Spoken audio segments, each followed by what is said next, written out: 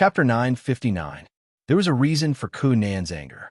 The four of them used to be famous in the martial arts world. They had solved many big cases and defeated many strong enemies. Cruel murderers, insidious hypocrites, powerful nobles, and tyrants. No matter how cunning and difficult their enemies were, they would always fall at their hands. They had always been the ones to take care of others. But today, they had fallen. They had been played in the palm of Sun Lang's hand. It wasn't until they escaped from the Shen residence and gathered again that they slowly realized that the messy kidnapping and threats from before seemed to be part of Sun Lang's plan. Nan spat, stomped her feet, and cursed, "I've never suffered such a big loss in my life. I can't trust him at all. That shameless bastard."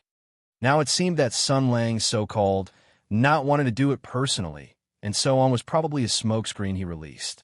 The famous hunters still didn't pay enough attention and guard against Sun Lang.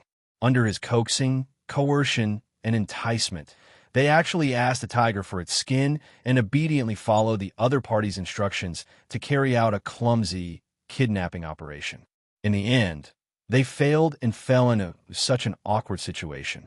Shen Yaohua's appearance and Sun Lang's brazen betrayal as a partner of justice.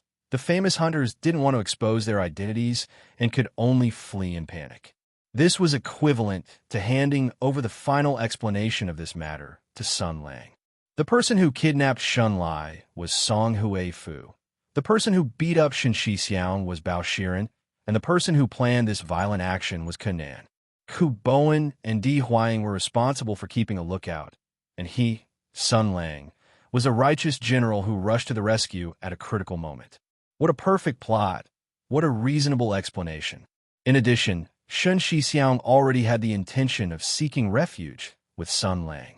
Now that the general was here, even if Sun Lang said that the person who kidnapped and threatened him and his father was the sky demon from Nebulam 78, Shen Shixiang would definitely nod and agree. This was extremely dangerous. As long as Shen Shixiang went to the gate of heaven influence with his unkempt hair and dirty face and ragged clothes, accusing Nan and the others of having pretended to be bandits and bullied the old and the young in broad daylight, and with Sun Lang's subordinates waving the flag and shouting for support, the arresters would be in a very passive position. After all, there was no way to explain this shitty affair clearly, and it would be disgusting for the rest of their lives if they were involved in it. What? Are you saying that Admiral Shunsei was behind all this? Why would he do that? Was it to help Shun Yaohua, who was forced by her father? Then he ordered you to kidnap the Shun father and son to threaten them.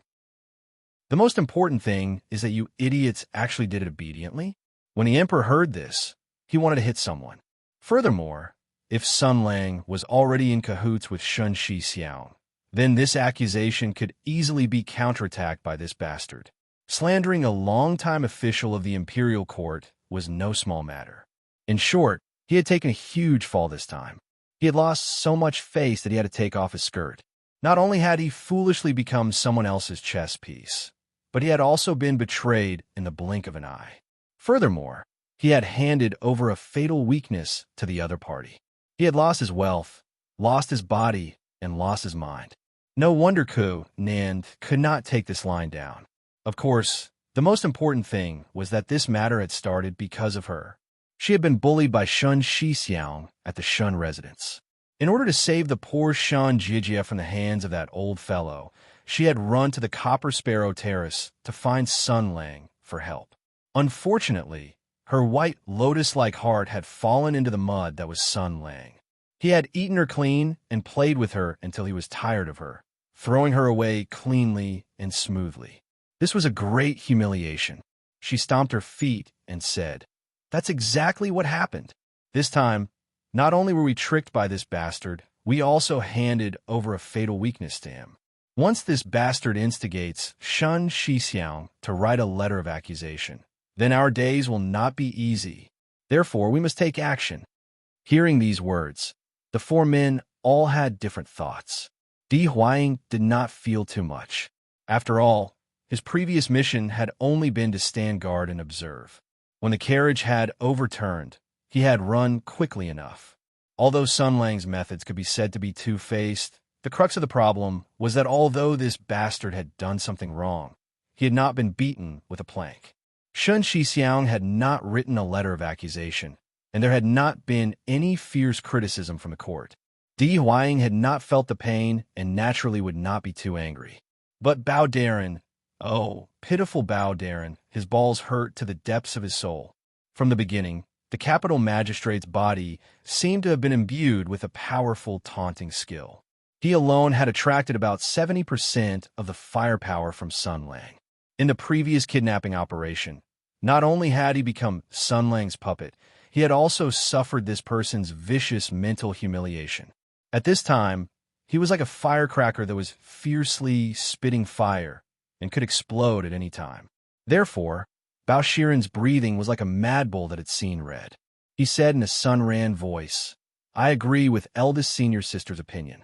We must return the favor." Song Huifu still had an expressionless and wooden appearance. He raised his hand and said, "I also agree.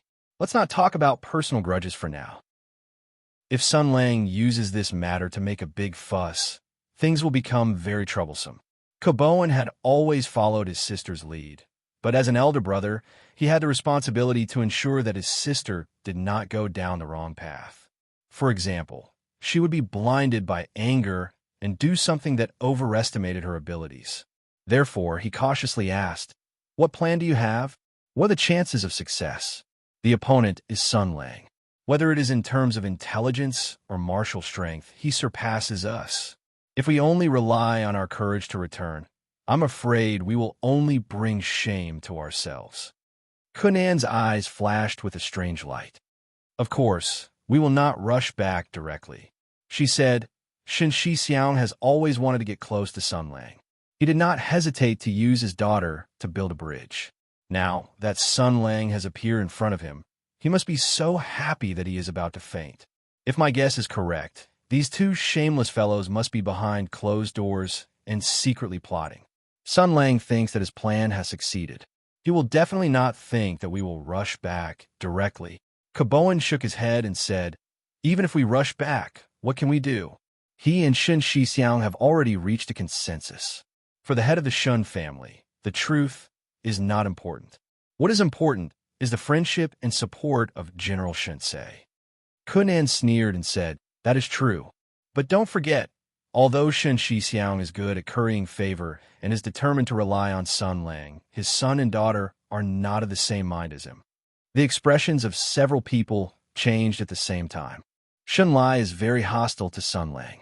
He thinks that in the Battle of Dahuang Mountain, Sun Lang killed the West conquering general, which directly caused his sister Xinyaohua to lose her husband, and even caused her to be tired for life. Although I don't know who instilled these things in him, he firmly believes it and does not approve of his father's behavior. And Sister Shun. Because of various reasons, Sun Lang's impression of Sister Shun is very complicated. We can even be sure that Sister Shun has a special influence on Sun Lang. Kunan concluded, "So, this is an opportunity. We should at least pull this pair of brother and sister to our camp. Otherwise, facing Sun Lang's possible attack, we have no cards to play at all." Koboan first nodded to express his agreement, then asked a question, "Is that all?" Kunan hesitated for a moment, then slowly said, "Of course not." She slowly clenched her small fists. The words that Empress said to her in the capital government appeared in her mind. According to what the Empress concubine said, the reason why Sun Lang wasn't willing to treat me wasn't because he couldn't treat me, but because he couldn't touch me. Although her words were ridiculous, if one thought about it carefully, it was indeed reasonable. But no matter what, seeing is believing. Now we have fallen into Sun Lang's trap. Not only have we become his chess piece, but we have also taken the initiative to give him something to use against us. If he wants, he can order Shin Shixiang to impeach us at any time, and we are bound to fall into a great passive position. Not only will we disappoint His Majesty, but we will also delay the investigation process. This is his evil scheme. It is not presentable, but it is very effective. If we want to turn the tables and make him not dare to act rashly, we must use a similar method to fight back. He has something to use against us, and we have to find something to use against him.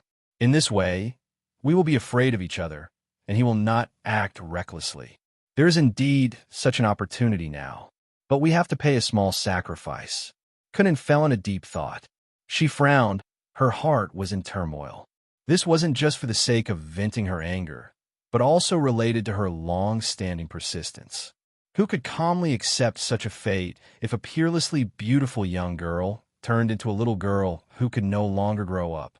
Empress's secret message was still ringing in her ears. Forget it, forget it.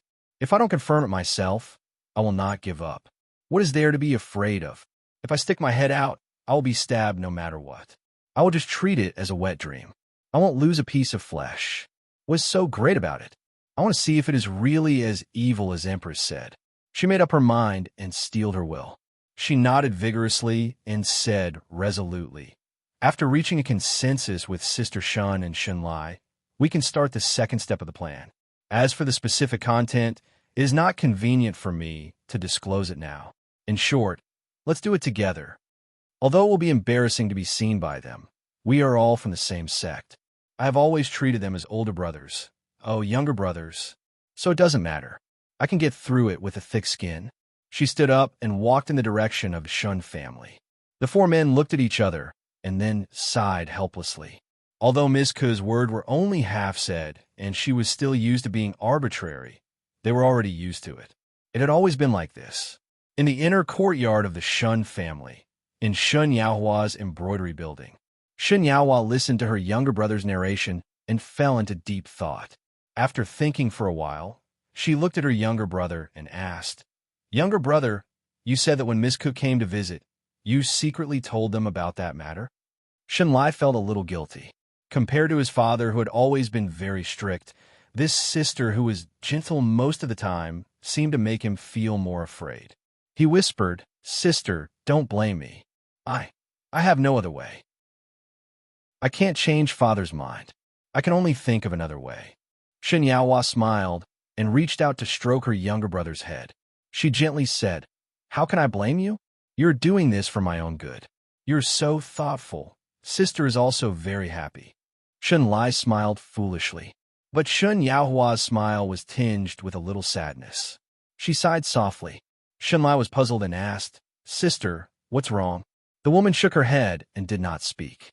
The matter was probably very clear. After Miss Ku heard her younger brother's request for help, she should have had a dispute and conflict with father. With father's nature, he would never give in. After all, I am his daughter and he is my father. This is the principle of filial piety. Outsiders have no right to interfere. Even if Miss Ku was an imperial envoy who was ordered by the emperor to investigate the case, she would not be able to affect father's decision. If she did not want to give up, then the best way was. The figure of that person appeared in her mind. Shun Yaohua bit her lips. Miss Ku must have gone to him for help. So the two robbers did not hurt father and brother at all. So the two robbers dilly-dallied and did not do things quickly. If they were really strong people from Tensei province, why would they be long-winded and talk nonsense? So he appeared at the right time. However, this method was too childish. There were still many puzzling aspects to this matter. Even Shun Yaohua couldn't figure them out, but when she asked Shunlai, he couldn't answer her. Just as Shun Yaohua was about to give up on pursuing the matter, her ears twitched. She seemed to hear light but dense footsteps approaching. She slowly stood up and signaled Shunlai to not make a sound. Just as she was about to investigate, she heard a very soft voice. "Sister Shun? Sister Shun? Little Sister Ku Nan wants to see you." Shun Yaohua and Shunlai looked at each other. They went to the window together and opened it to look down. There were 5 people standing in front of the building. Other than Ku Nan, who was smiling like a flower, the other 4 men had strange expressions. After Shun Yaohua saw Ku Nan, her eyes were filled with shock and amazement. Anyone who saw their good friend suddenly become a cute little girl would be very surprised, even if she had heard about Ku Nan's current situation. But she was only stunned for a moment. Then she smiled and said, "Miss Ku, please come in." Saying this, she hurriedly went downstairs to greet them. Shunlai looked at them and said, "That thin bamboo seems a bit familiar." Shun Yaohua looked at them. She used to be a famous lady in the capital and was a well-known figure in the circle of young ladies. Song Huey's father recognized her. Don't be rude. This is Inspector Song. Women were always sentimental, not to mention that these two women both had their own stories. One had become a widow at a young age, and after returning to her family, she had to face a snobbish and pragmatic father. The other had become obsessed with martial arts, and after returning to the capital, she had to face a once-in-a-lifetime great demon king. Therefore, when they saw each other, the rims of their eyes turned red. Then, they hugged each other and wept. Little sister has suffered. Shinyawa half squatted down and hugged Kunan. She patted the little loli's back. Her voice was gentle and contained the power to heal people's hearts and heal scars. She whispered in the other's ear, "Thank you for just now. Thank you for running around for me." It would have been fine if she hadn't mentioned this, but once she did, Kunan's nose turned sour. The grief and indignation she felt for being played by Sun Lang in the palm of his hand suddenly erupted. She cried out loudly, "Elder Sister Shun, my heart is bitter." Chapter 960. Shinyawa said in surprise, So that's what happened." She had listened to Kunan's sobbing narration and understood the inside story and the truth of the matter. Therefore, she was shocked, and her soul was shocked. From Shun Lai's narration, although she had guessed most of the story, there were still some details that she couldn't figure out. But now that Kunan had brought the truth, all the pieces of the puzzle had been put together. She thought that the kidnapper who kidnapped her brother and knocked her father unconscious was one of Sun Lang's officers. She didn't expect that it was Miss Kunan and the others who made a cameo appearance. This was not a simple kidnapping scene, but a wonderful drama that included lies and betrayal, conspiracy and division. The mastermind and accomplice, the conspirator and the victim, the change of identity sometimes happened in a breath. The plot was full of twists and turns, and the situation was full of ups and downs. Sun Lang's shadow had been hanging over the simple and honest group of 5, and on the eve of success, he brazenly stabbed them in the back, killing several birds with one stone and becoming the biggest winner. This operation was simply too cunning, and it made the Shun's siblings, who had never seen the world, dumbfounded. Shinlai murmured, Too shameless. Not only did he use you to achieve his goal, but he also got hold of your weakness. No." Young Master Shin suddenly jumped up, pointed at Song Huifu, and said loudly, "You are the one who kidnapped me." Song Huifu pointed at Bao Shiren expressionlessly. "He hit your father." Bao Shiren said angrily, "I didn't. That was Sun Lang." Song Huifu nodded and said, "You can put it that way. Junior Bao and I were instructed, deceived, and manipulated by Sun Lang, so we did things against our will. I'm sorry. Please don't blame us." Shinlai saw that this honest man, with a wooden expression who was not good with words, had said so. Even if he wanted to get angry, he couldn't. He was so angry that he stomped his feet and turned to look at Shinyawa. "Sister, Sun Lang is too shameless." Kunan saw that she had achieved her goal. She wiped her tears and sobbed. I just wanted to help Sister Shun, but I was too weak. I had no choice but to ask Sun Lang for help. I didn't expect that hateful person would not only ridicule and threaten me in every possible way, but afterwards, she cried even more sorrowfully, a pear blossom bathed in the rain, making me feel pity for her. According to the Oman law, after seeing a crying loli, 80% of otakus would enter a state of adrenaline explosion and obtain the illusion buff. I am willing to be the enemy of the world. This principle was applicable to the current situation. Shinlai was already 14 or 15 years old, and he had the hot-blooded dream of becoming a hero. When he saw the little loli who was around his age and was so beautiful that she could captivate even the birds and beasts, his stupid male instincts erupted. He said resolutely, "Sister, I can't just sit by and do nothing about this matter. After all." Young Master Shun glanced at Kunan, and then found a very reasonable reason for his behavior. He said, "After all, I was the one who asked them for help. This matter was also caused by me. If my father really impeached them under the command of Sun Lang, I will feel uneasy." Shun Yaohua hugged the crying Kunan, and her heart was really tight. In all fairness, she really didn't want to have anything to do with Sun Lang in this matter. But just as her younger brother had said, this matter originally had nothing to do with Kunan and the others. In the end, Miss Ku had stood up for her, Shun Yaohua, so she couldn't just stay out of this matter.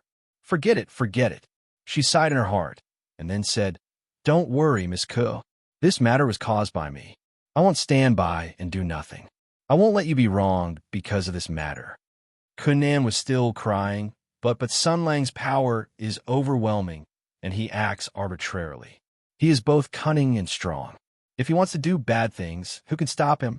Shun Yaohua said softly, I will try my best to persuade him. Please don't make things difficult for you because of this matter. Kunan lowered her head and said, Will he listen to Sister Shun's advice? A faint sadness floated in the woman's eyes. She hesitated for a moment and said calmly, I will try my best. Shun Lai's mood was complicated. On one hand, he wanted to help Kunan. On the other hand, he didn't want to see his sister go against her will and beg Sun Lang humbly. It was a dilemma. He said angrily, It was obviously Sun Lang who did something bad. Unexpectedly, we have to beg him humbly. It's too hateful. Is there no way to punish him? Kunan's expression changed slightly. She had rehearsed the lines with Di Huaiying. She didn't expect Shun Lai to be so smart to create a suitable context. It was really a surprise. So she hesitated for a moment and said, Maybe there is a way. When Shun Lai heard this, his eyes lit up. He hated Sun Lang very much. He wished that lightning would fall from the sky and strike that hypocritical and hateful bastard to death. However, reality was incomparably cruel.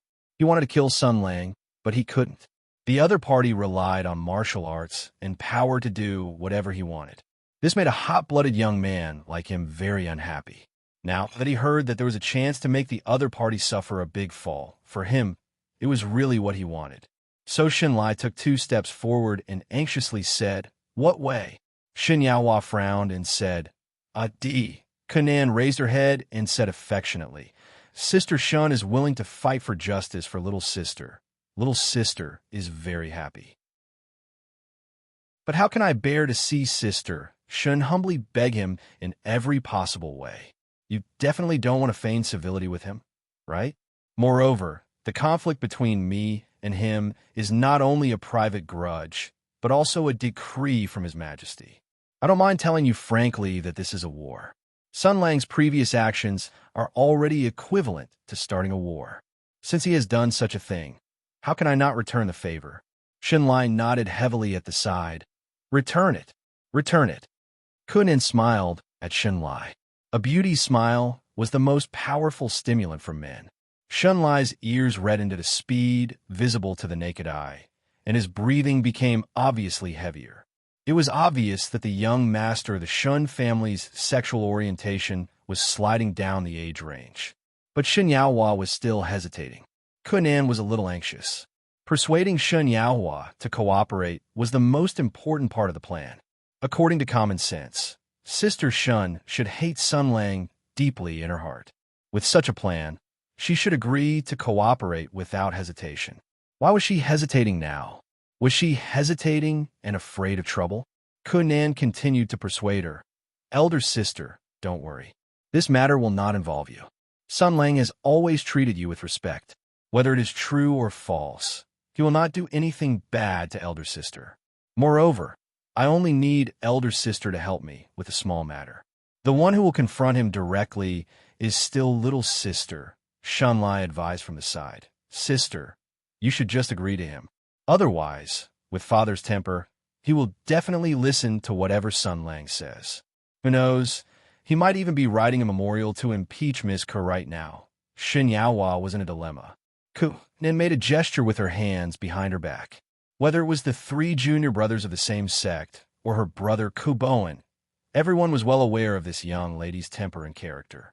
Some of her little movements were clear in their hearts. This gesture meant cooperate with me. As for how to cooperate, in such a situation, how could they cooperate? Kunan wanted Shun Yaohua to help, but Shun Yaohua was not very willing. But this woman looked gentle and soft. If they wanted to persuade her, they had to persuade her with reason and move her with emotion.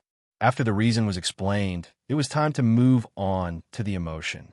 Moving her with emotion meant crying miserably.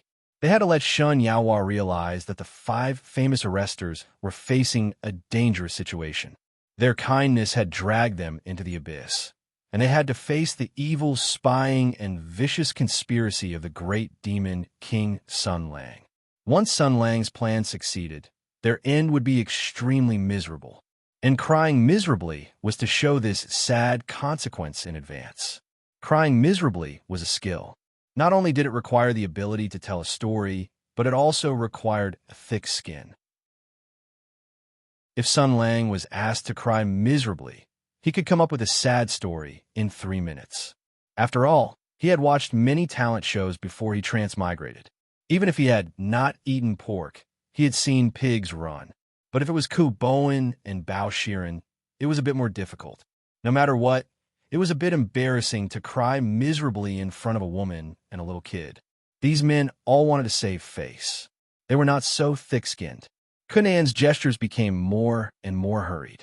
It had changed from cooperate with me to F****ku faster. The men were still hesitant. After all, this was not a small challenge. Song Huifu. At this critical moment, the criminal official Song Huifu had made a meritorious contribution.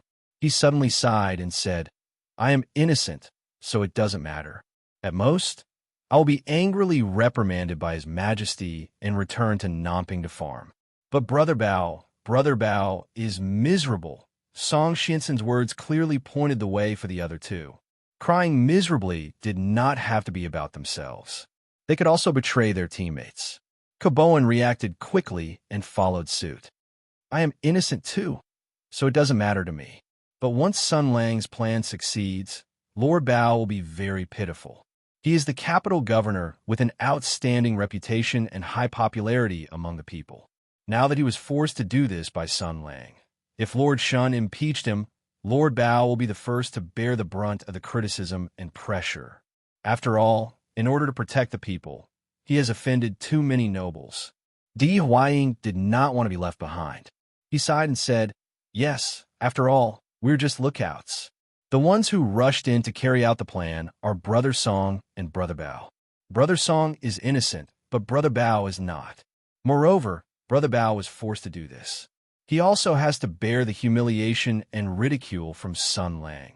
In a moment, Lord Bao was pushed to the peak of crying miserably. He blinked and looked very confused.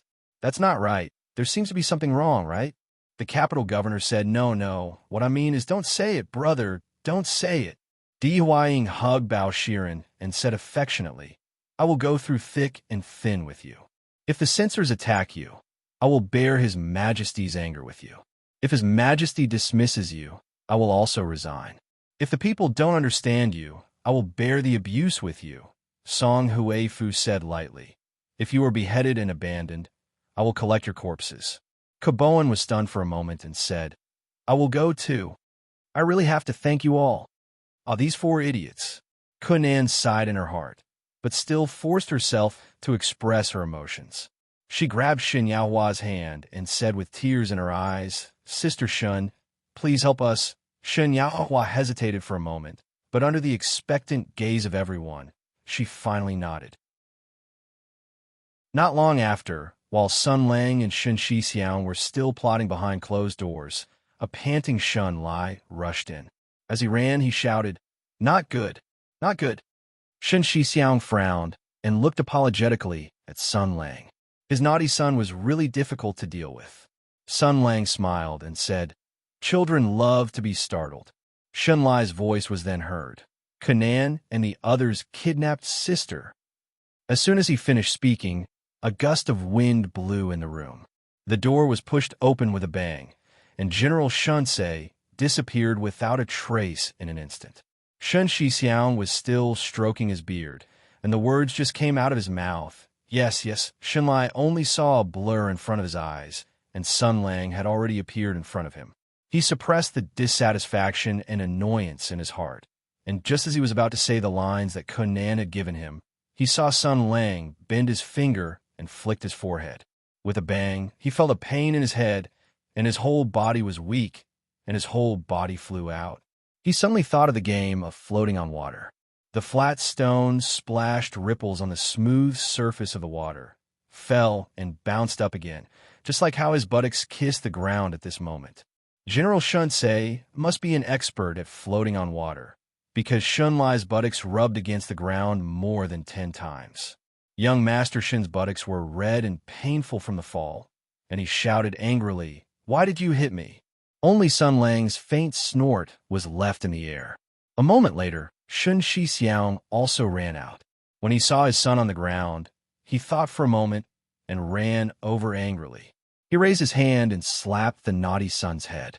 Shun Lai felt wronged and said, "Father, why did you hit me?" Shun Shixiang said angrily, "Then why did the general hit you? What are you doing with your sister?" Nobody knew a son better than his father, and Shun Lai was immediately seen through.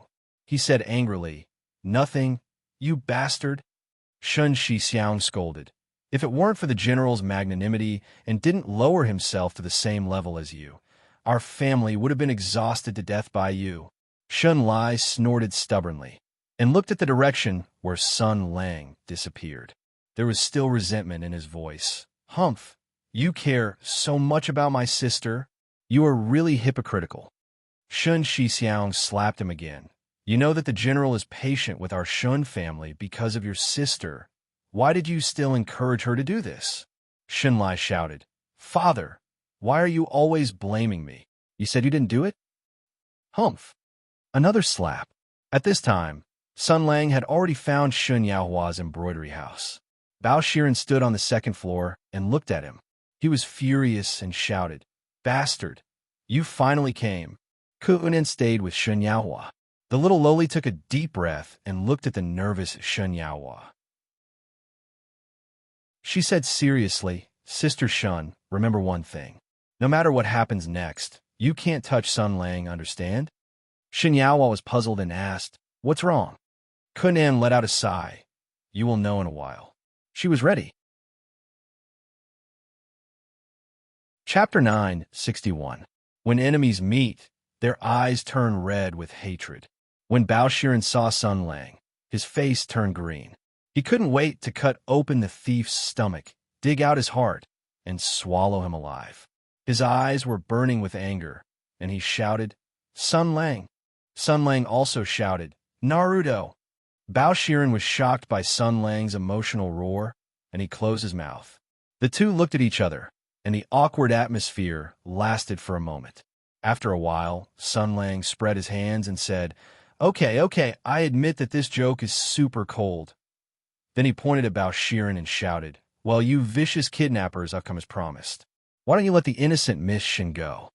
It would have been better if he didn't mention this. Now that he did, Bao Shiren was even angrier. Not only did this son of a bitch bite back, his expression was also so righteous. He simply didn't want to be a green lotus. He took a few deep breaths and barely suppressed his anger. But his tone was still very harsh. "Sun Lang, Miss Shun is also here today, and we're here to seek justice. You clearly said that you would come to help Miss Shun, but you betrayed us afterward. What else do you have to explain?" Sun Lang stared at him and said, "How can there be such a thing? How can you slander me like this?" He spread his hands and said, "It's obvious that your acting skills are not good enough, and you didn't do things quickly enough. You even leaked the news and alarmed Miss Shun." Kunan was afraid that her sisterly love would turn plastic, so she panicked and was in a dilemma. At this time of crisis, I stepped forward to take care of this matter and bought time for you to escape. It's also because of this that the scandal of you 4 famous arresters was not exposed in public. When he said this, his expression became more and more impassioned, and his tone became more and more fierce, showing a righteous, upright, and selfless spirit. And you, he didn't even say a word of thanks. Bao Shiren had been the mayor of the capital for so many years. He had interrogated countless unruly people and seen many litigators. But in front of him, there was no one who dared to distort the truth and talk nonsense like Sun Lang. His heart was burning with anger. He retorted sternly, It was you who instigated us to kidnap the father and son of the Shun family. Now you want to turn around and instigate Shun Shixiang to impeach us. I already told you that you're slandering me, but you still don't believe me." Sun Lang shrugged. "Which eye of yours saw me instigating Shun Shixiang to submit? You're slandering my character. You're denying my character. I'm warning you, if you say these things out of nowhere, it's the same as saying that you're also responsible. Since you like to make up stories, you must be from the Ministry of Justice. You have to be ashamed." Bao Shiren trembled with anger. In terms of imposing manner, he had long been inferior to Sun Lang. In terms of eloquence, he was far inferior to Sun Lang. They were simply unable to compete on the same stage. Just as he was about to continue to refute, he heard Kunan cough softly from inside. Bao Shiren's heart trembled. He was almost led away by Sun Lang's rhythm. He calmed his mind and then said, "What a despicable and shameless fallacy. Sun Lang, Miss Shun is inside now. In front of her, do you dare to come in and argue?" Sun Lang frowned and said, "Do you have any tricks up your sleeves?" Bao Shiren just sneered a few times, and his body disappeared from the window. Sun Lang stood in place and thought for a moment. He didn't expect Kun Nan's speed to be so fast and her actions to be so decisive. Since the other party had already arrived, she must have some ulterior motives. The best response was to turn around and leave. Although this approach was effective for the time being, there would be consequences. For example, Shen Yaohua didn't seem to be a very smart woman. If she was coaxed by Kun Nan for a few days, she would think that he would really instigate Shun Shixiang to impeach him. Then, with her temperament, she would almost certainly come to beg him to let those fools go. If she kept pestering him like this, it would be more troublesome. After all, he didn't want to have any big involvement with Shen Yaohua. So, it was better to solve the problem here. I like to see what kind of schemes these fellows can come up with. Sun Lang made up his mind and stepped into the embroidery building in front of him. There wasn't a single person inside. On the second floor, there were 6 different breaths. The 5 famous arresters and Shun Yaohua were all upstairs. Sun Lang faintly sneered and walked up the stairs. After going upstairs, 6 pairs of eyes uniformly fell on him. Sun Lang calmly walked up and looked at Bao Shiren. He had a habit of killing people he was familiar with. His cannon fire was always aimed at people he had friendly relations with. Wow, isn't this the best official in the world, Bao Shiren? Isn't this the righteous and upright official Bao Shiren? Who did you come to the Shan residence to redress injustice for? From Bao Shiren's point of view, Sun Lang's actions and words all contained malicious provocation, not to mention that these words were already openly provocative. He let out a roar and rushed towards Sun Lang. His eyes were sharp and his movements were violent. It seemed that he was already extremely angry. Sun Lang easily avoided him. Before he could make fun of him, Optimus Prime's iron tower-like figure also crossed over. Immediately, Song Huifu and Di Huaying moved together. The 4 people's footwork coordinated with each other and squeezed towards Sun Lang. The second floor of the embroidery building was originally not big. It was not easy to move around. No matter how high Sun Lang's martial arts were, it was impossible for him to open up a space out of thin air. Being surrounded by the 4 people, the space for him to move was a lot smaller. But what was the use of this? He said, "Brothers, are you going to beat me up?" The 4 people did not say anything and once again approached Sun Lang. Immediately, Kanan's figure flashed out from behind Shen Yaohua. The head of the 4 famous arresters was famous in Jianghu for his hidden weapons and lightness skills. Now that his body had shrunk, his martial arts were greatly reduced, but his lightness skills were on another level. Kunan rose into the air, jumped onto the roof beam, and then dived down to kill. However, this movement was clumsy and had no lethality. Her movements were also a bit out of shape. It seemed that she was only pursuing speed and dexterity. There was no order at all. It seemed that this rush was just to touch Sun Lang. Of course, this was indeed the case. Kunan crashed into Sun Lang from above. She pressed forward with an indomitable spirit. There was no joy or sorrow in her eyes. She was ready to accept her fate. According to what Empress had revealed, at the moment when the 2 of them touched, her body would undergo an astonishing change.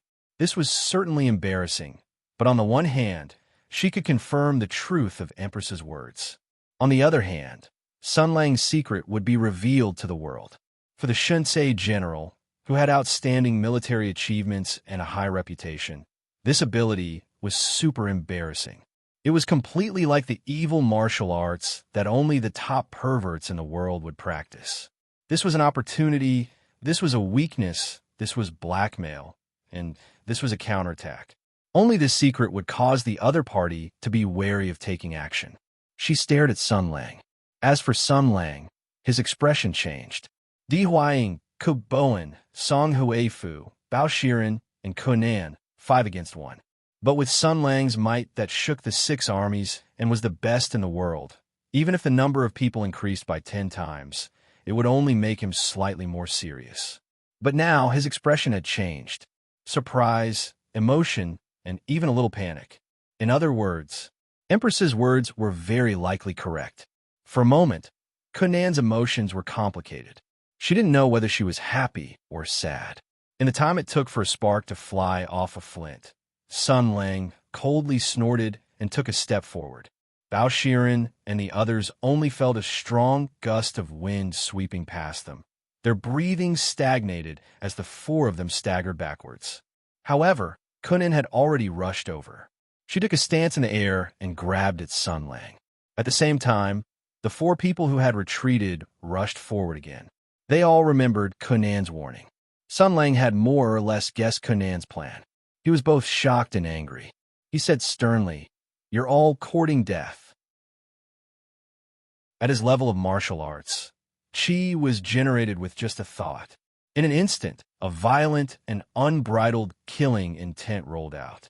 This was a fatal force that had been trained in the ultimate battlefield of blood and fire. Bao Shiren and the others were young talents. Their martial arts were strong, and they were outstanding among their peers. However, their opponent was Sun Lang, a person who could be compared to the sages of the martial temple when he was alive. Feeling the bone-piercing killing intent, their minds were taken away, and their movements became sluggish. Sun Lang only needed this moment. The 4 people's encirclement created a moment of weakness, and he only needed to avoid Kunan. However, an accident still happened. Because in addition to the 5 famous arresters, Shin Yaohua was also present. When the killing intent broke out, not only were the 5 people intimidated by the fierce momentum, Shin Yaohua was also shocked. This woman didn't know much about Sun Lang, and she was also very worried about this operation. Suddenly, she felt the abundant killing intent burst out from Sun Lang's body. She thought that Sun Lang was ready to kill. For a moment, her beautiful face turned pale. Moreover, Kunan was still diving down from the air. The blue water-like power rippled out quietly. A white shadow flashed. Shin Yaohua had already rushed to the center. She pulled Ku Bowen and Bao Shiren, who were facing Sun Lang, back. Then she jumped up and hugged Kunan's waist. The whole movement was smooth, like a dance, with a gentle and beautiful feeling of strength. Then she raised her white hand and blocked the palm that Sun Lang had pushed toward Bao Shiren and Ku Bowen. Her movements were really too fast. More importantly, when Sun Lang saw her rushing over, his expression was also stunned. Therefore, his movements were slow for a moment, and he couldn't withdraw it in time. Therefore, the 2 people's bodies finally came into contact. Sun Lang and Shin Yaohua's bodies shook at the same time. Their hands maintained the posture of crossing each other, like a pair of fellow disciples who were in the middle of a fight. Nothing happened. This was natural, Sun Lang said to himself. There was a feeling of relief, a feeling of expectation, and a feeling of bitterness. Shin Yaohua certainly wouldn't have any reaction to the power of health, because she had the sacred sword of water in her body, and the sacred sword of water belonged to that person. A faint sadness appeared in his eyes. Shin Yaohua also looked at Sun Lang. She saw the sadness in his eyes. Therefore, she also felt sad, because she knew what Sun Lang was sad about. The 2 people's mood resonated in an instant, because they were thinking of the same person, because they were sad for the same person. Then, something strange happened. Their bodies shook at the same time, and some kind of power in their bodies seemed to have resonated and then boiled. A blue light flashed on the two people's bodies, and the biting, cold, flowing power of water formed a subtle cycle. Suddenly, Sun Lang felt that some kind of wonderful change had occurred in his body, but he couldn't tell what had changed. It was like an illusion. The two people looked at each other and saw their own reflections in each other's eyes. The scene was silent for a moment. Bao Shiren and the others looked at each other, feeling a little embarrassed and a little helpless. This obviously didn't match the script. And the next question was, should they continue? Director Ku Nan was held in Shun Yaohua's arms. She stared at the physical contact between the two people, and then she was a little dazed. She murmured, "What's going on? What's going on?" Her voice broke the silence, and Sun Lang and Shun Yaohua were awakened. The two people withdrew their hands at the same time. Sun Lang was very thick-skinned, but Shun Yaohua's face was red. When Kunan struggled to protest, she remembered to put her down. In other words, Sun Lang showed a malicious expression. "This is your plan?" He gritted his teeth and took a step closer to Kunan. The little lowly suddenly felt her hair stand up, and she laughed dryly. "I thought," Sun Lang sneered. "You thought it would happen." His words came to an abrupt end. He seemed to have thought of something. He thought of what kind of changes had happened to his body. Of course, it was just a guess. He looked at Shun Yaohua in disbelief, and his eyes flashed with surprise.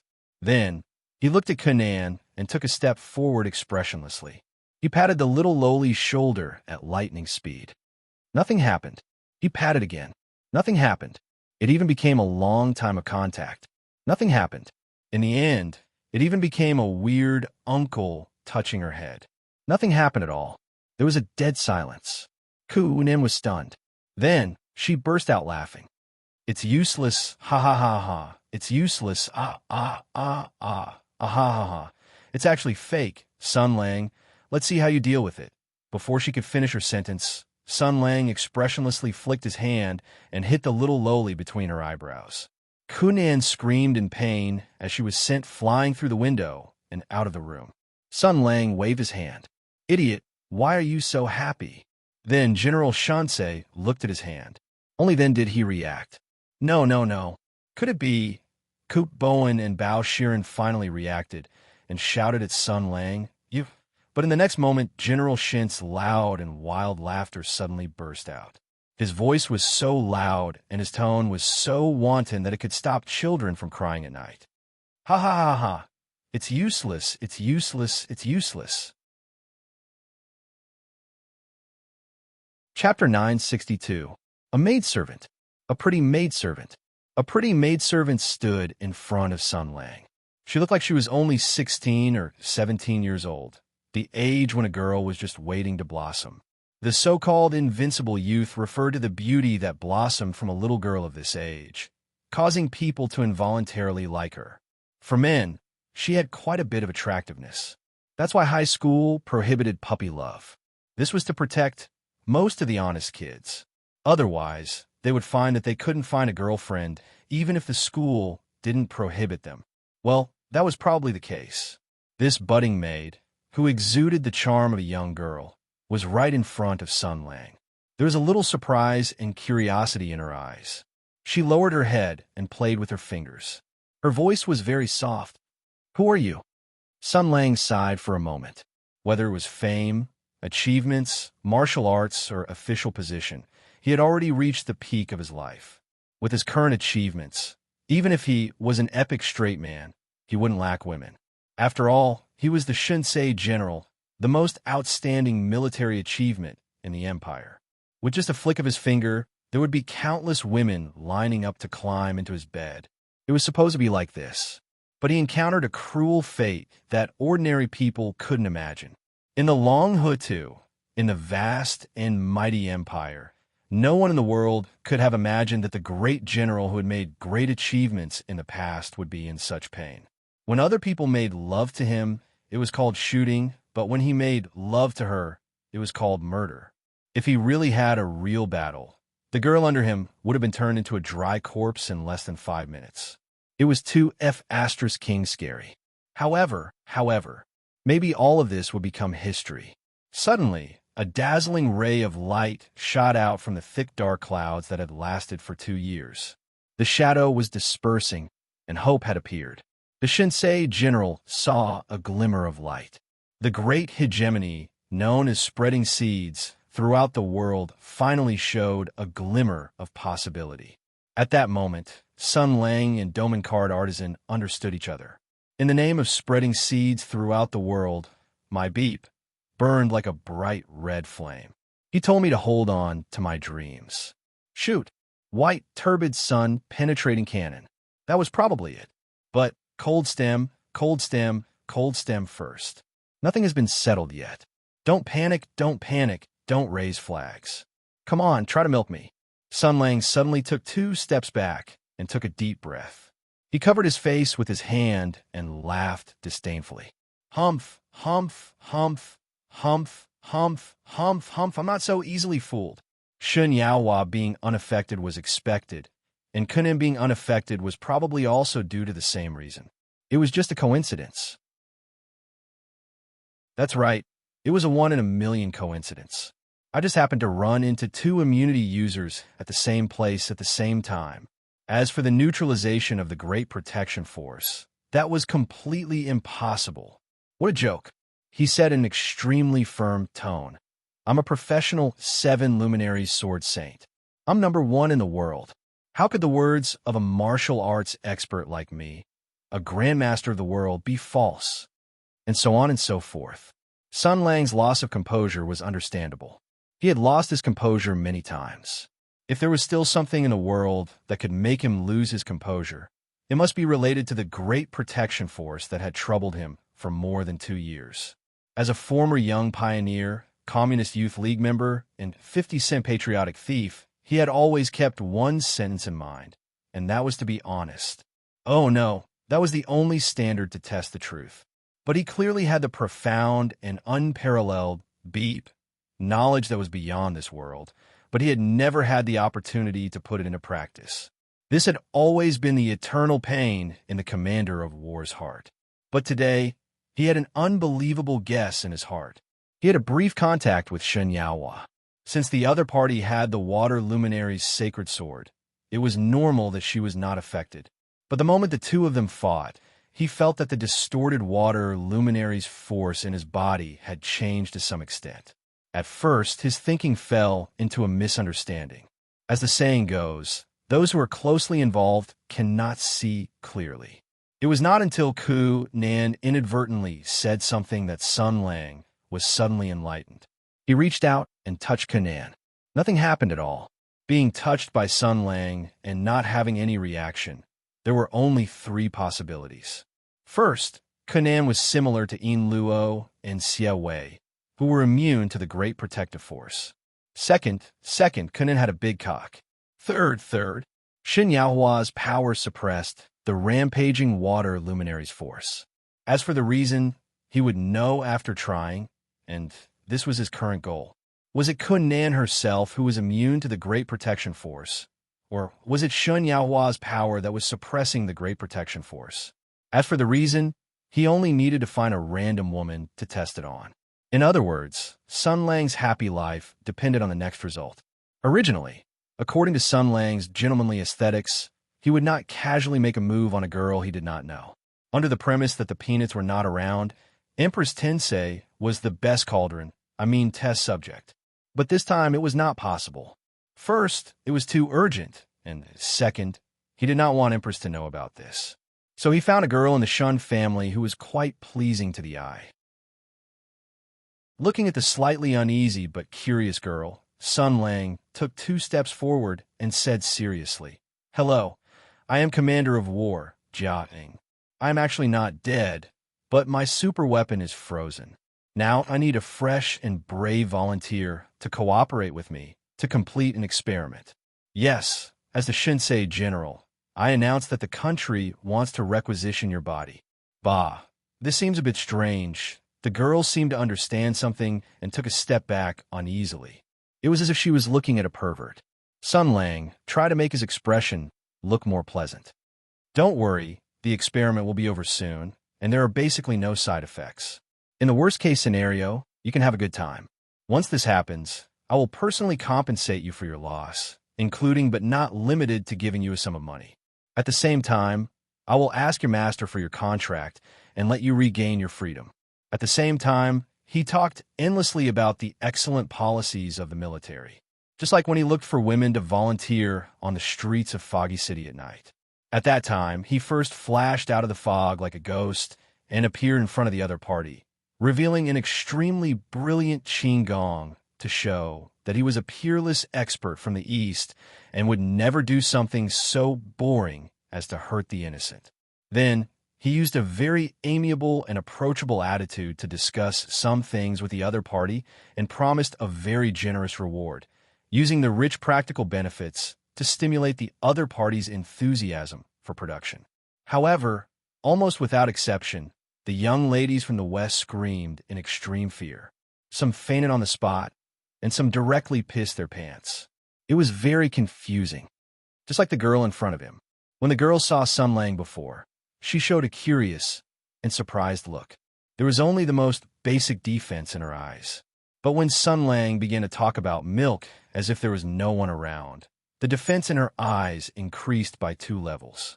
When Sun Lang said some very strange things, she suddenly turned around and ran. Help! Oh! Come back! Sun Lang was anxious. He reached out and pressed down on the maid's shoulder. Well, he pressed down. The maid was screaming for help in horror. Her young and beautiful body was trembling slightly.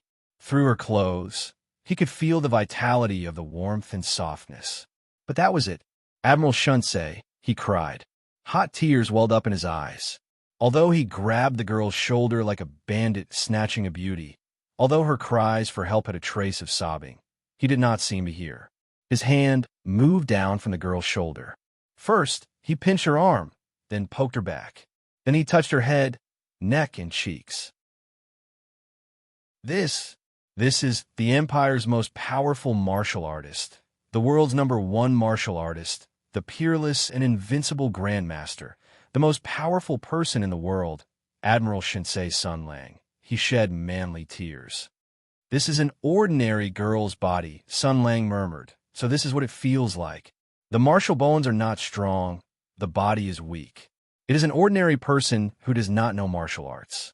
The body of a normal girl. Ah, the pitiful maid's cries for help had turned into screams. Ah, there is a pervert. Sun Lang woke up from his idealistic dream. He subconsciously looked around. Pervert? Where is there a pervert? The so-called wuxia is a hero who knows martial arts. The wuxia is more important than martial arts. The so-called wuxia is naturally to see injustice on the road and uphold justice. The general of divine strategies, Sun Lang, also had a childhood before he crossed over. He was extremely obsessed with wuxia and longed to have a complete body of martial arts. He wanted to be a hero that everyone admired, just like all ordinary children.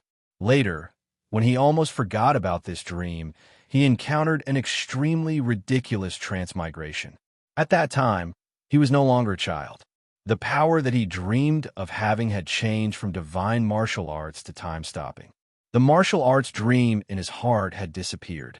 He encountered a world that was far crueler than the stories in the storybooks. 6 years had already worn away all his naive fantasies, allowing him to see the truth of the world. But no matter what, when he traveled the world, he still adhered to the most basic path of chivalry.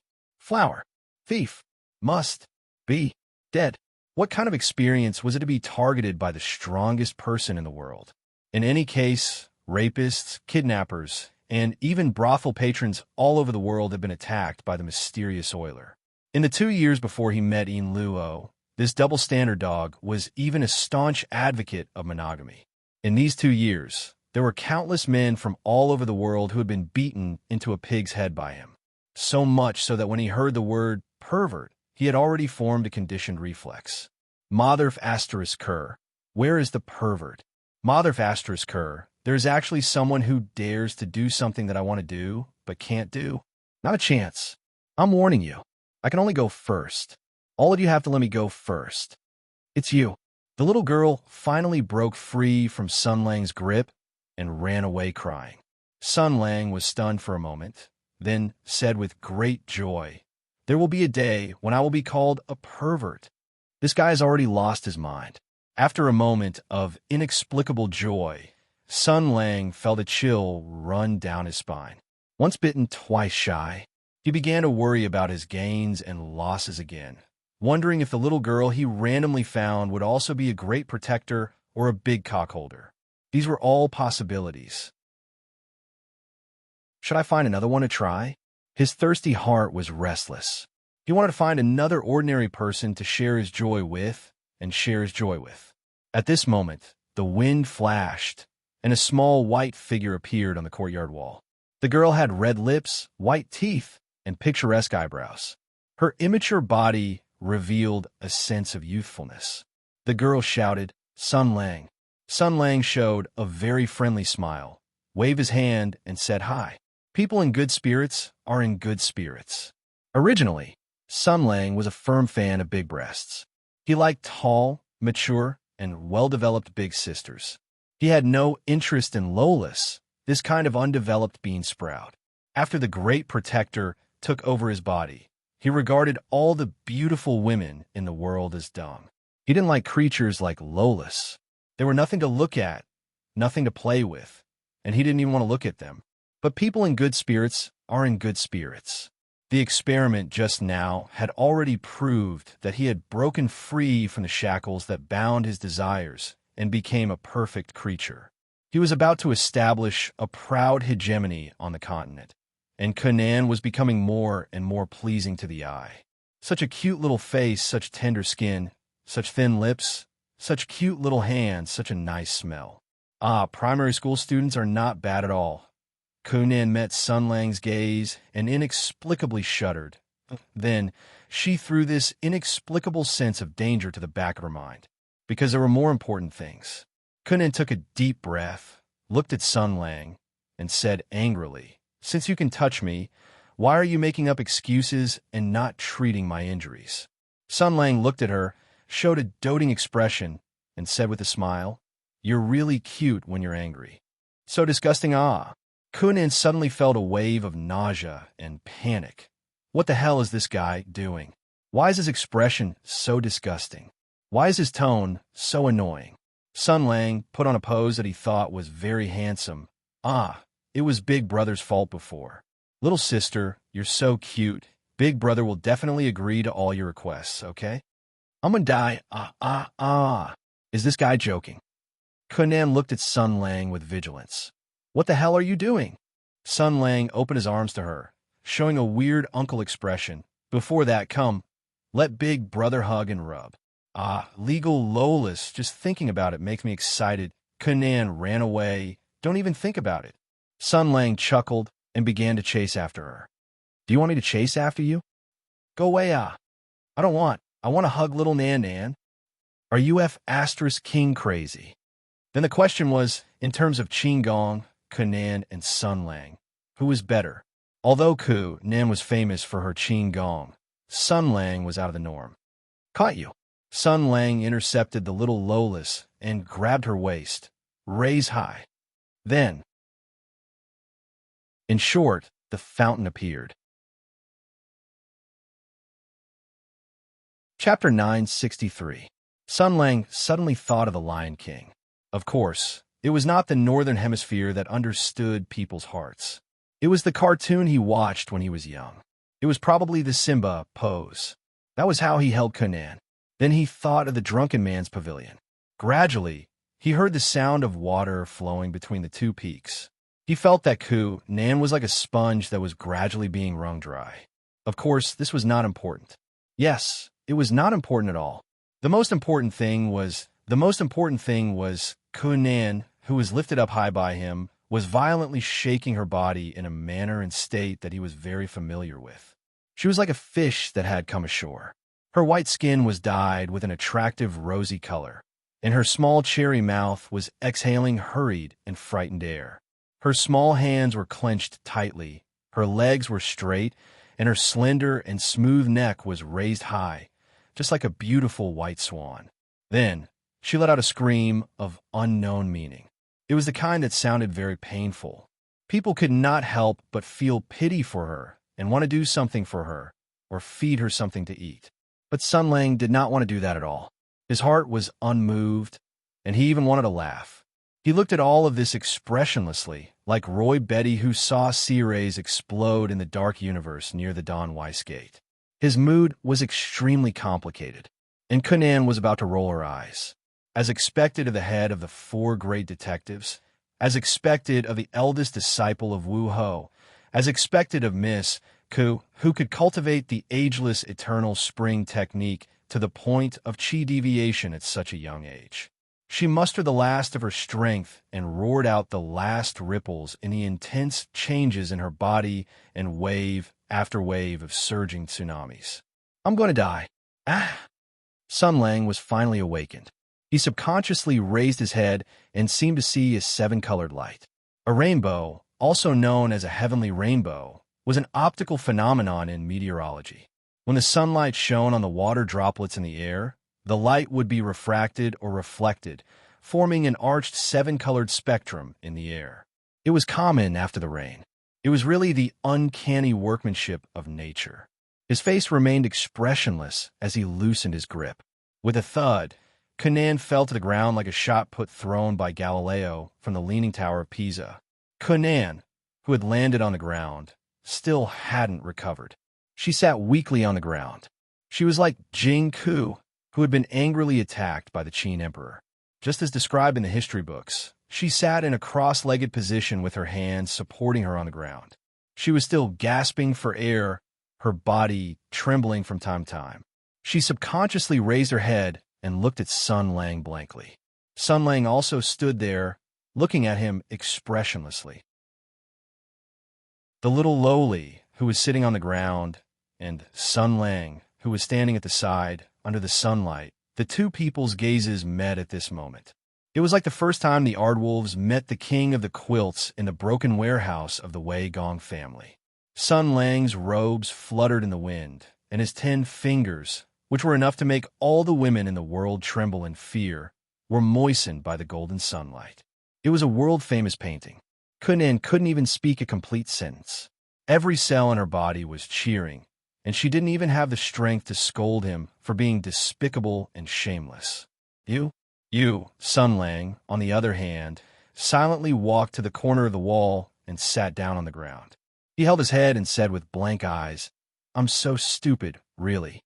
I knew it wouldn't be so simple. I knew I'm not a professional karma lawyer.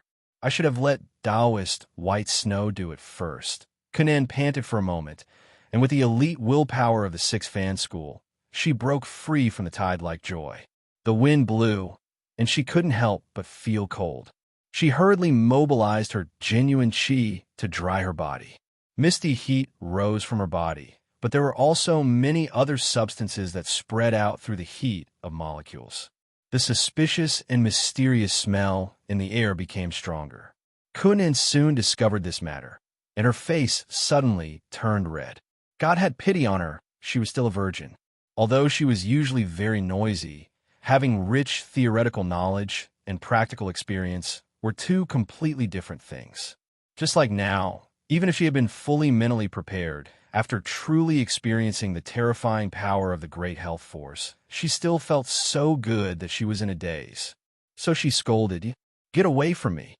Sun Lang ignored her, and General Shansei was still huddled in the corner, feeling disappointed after his hope was shattered.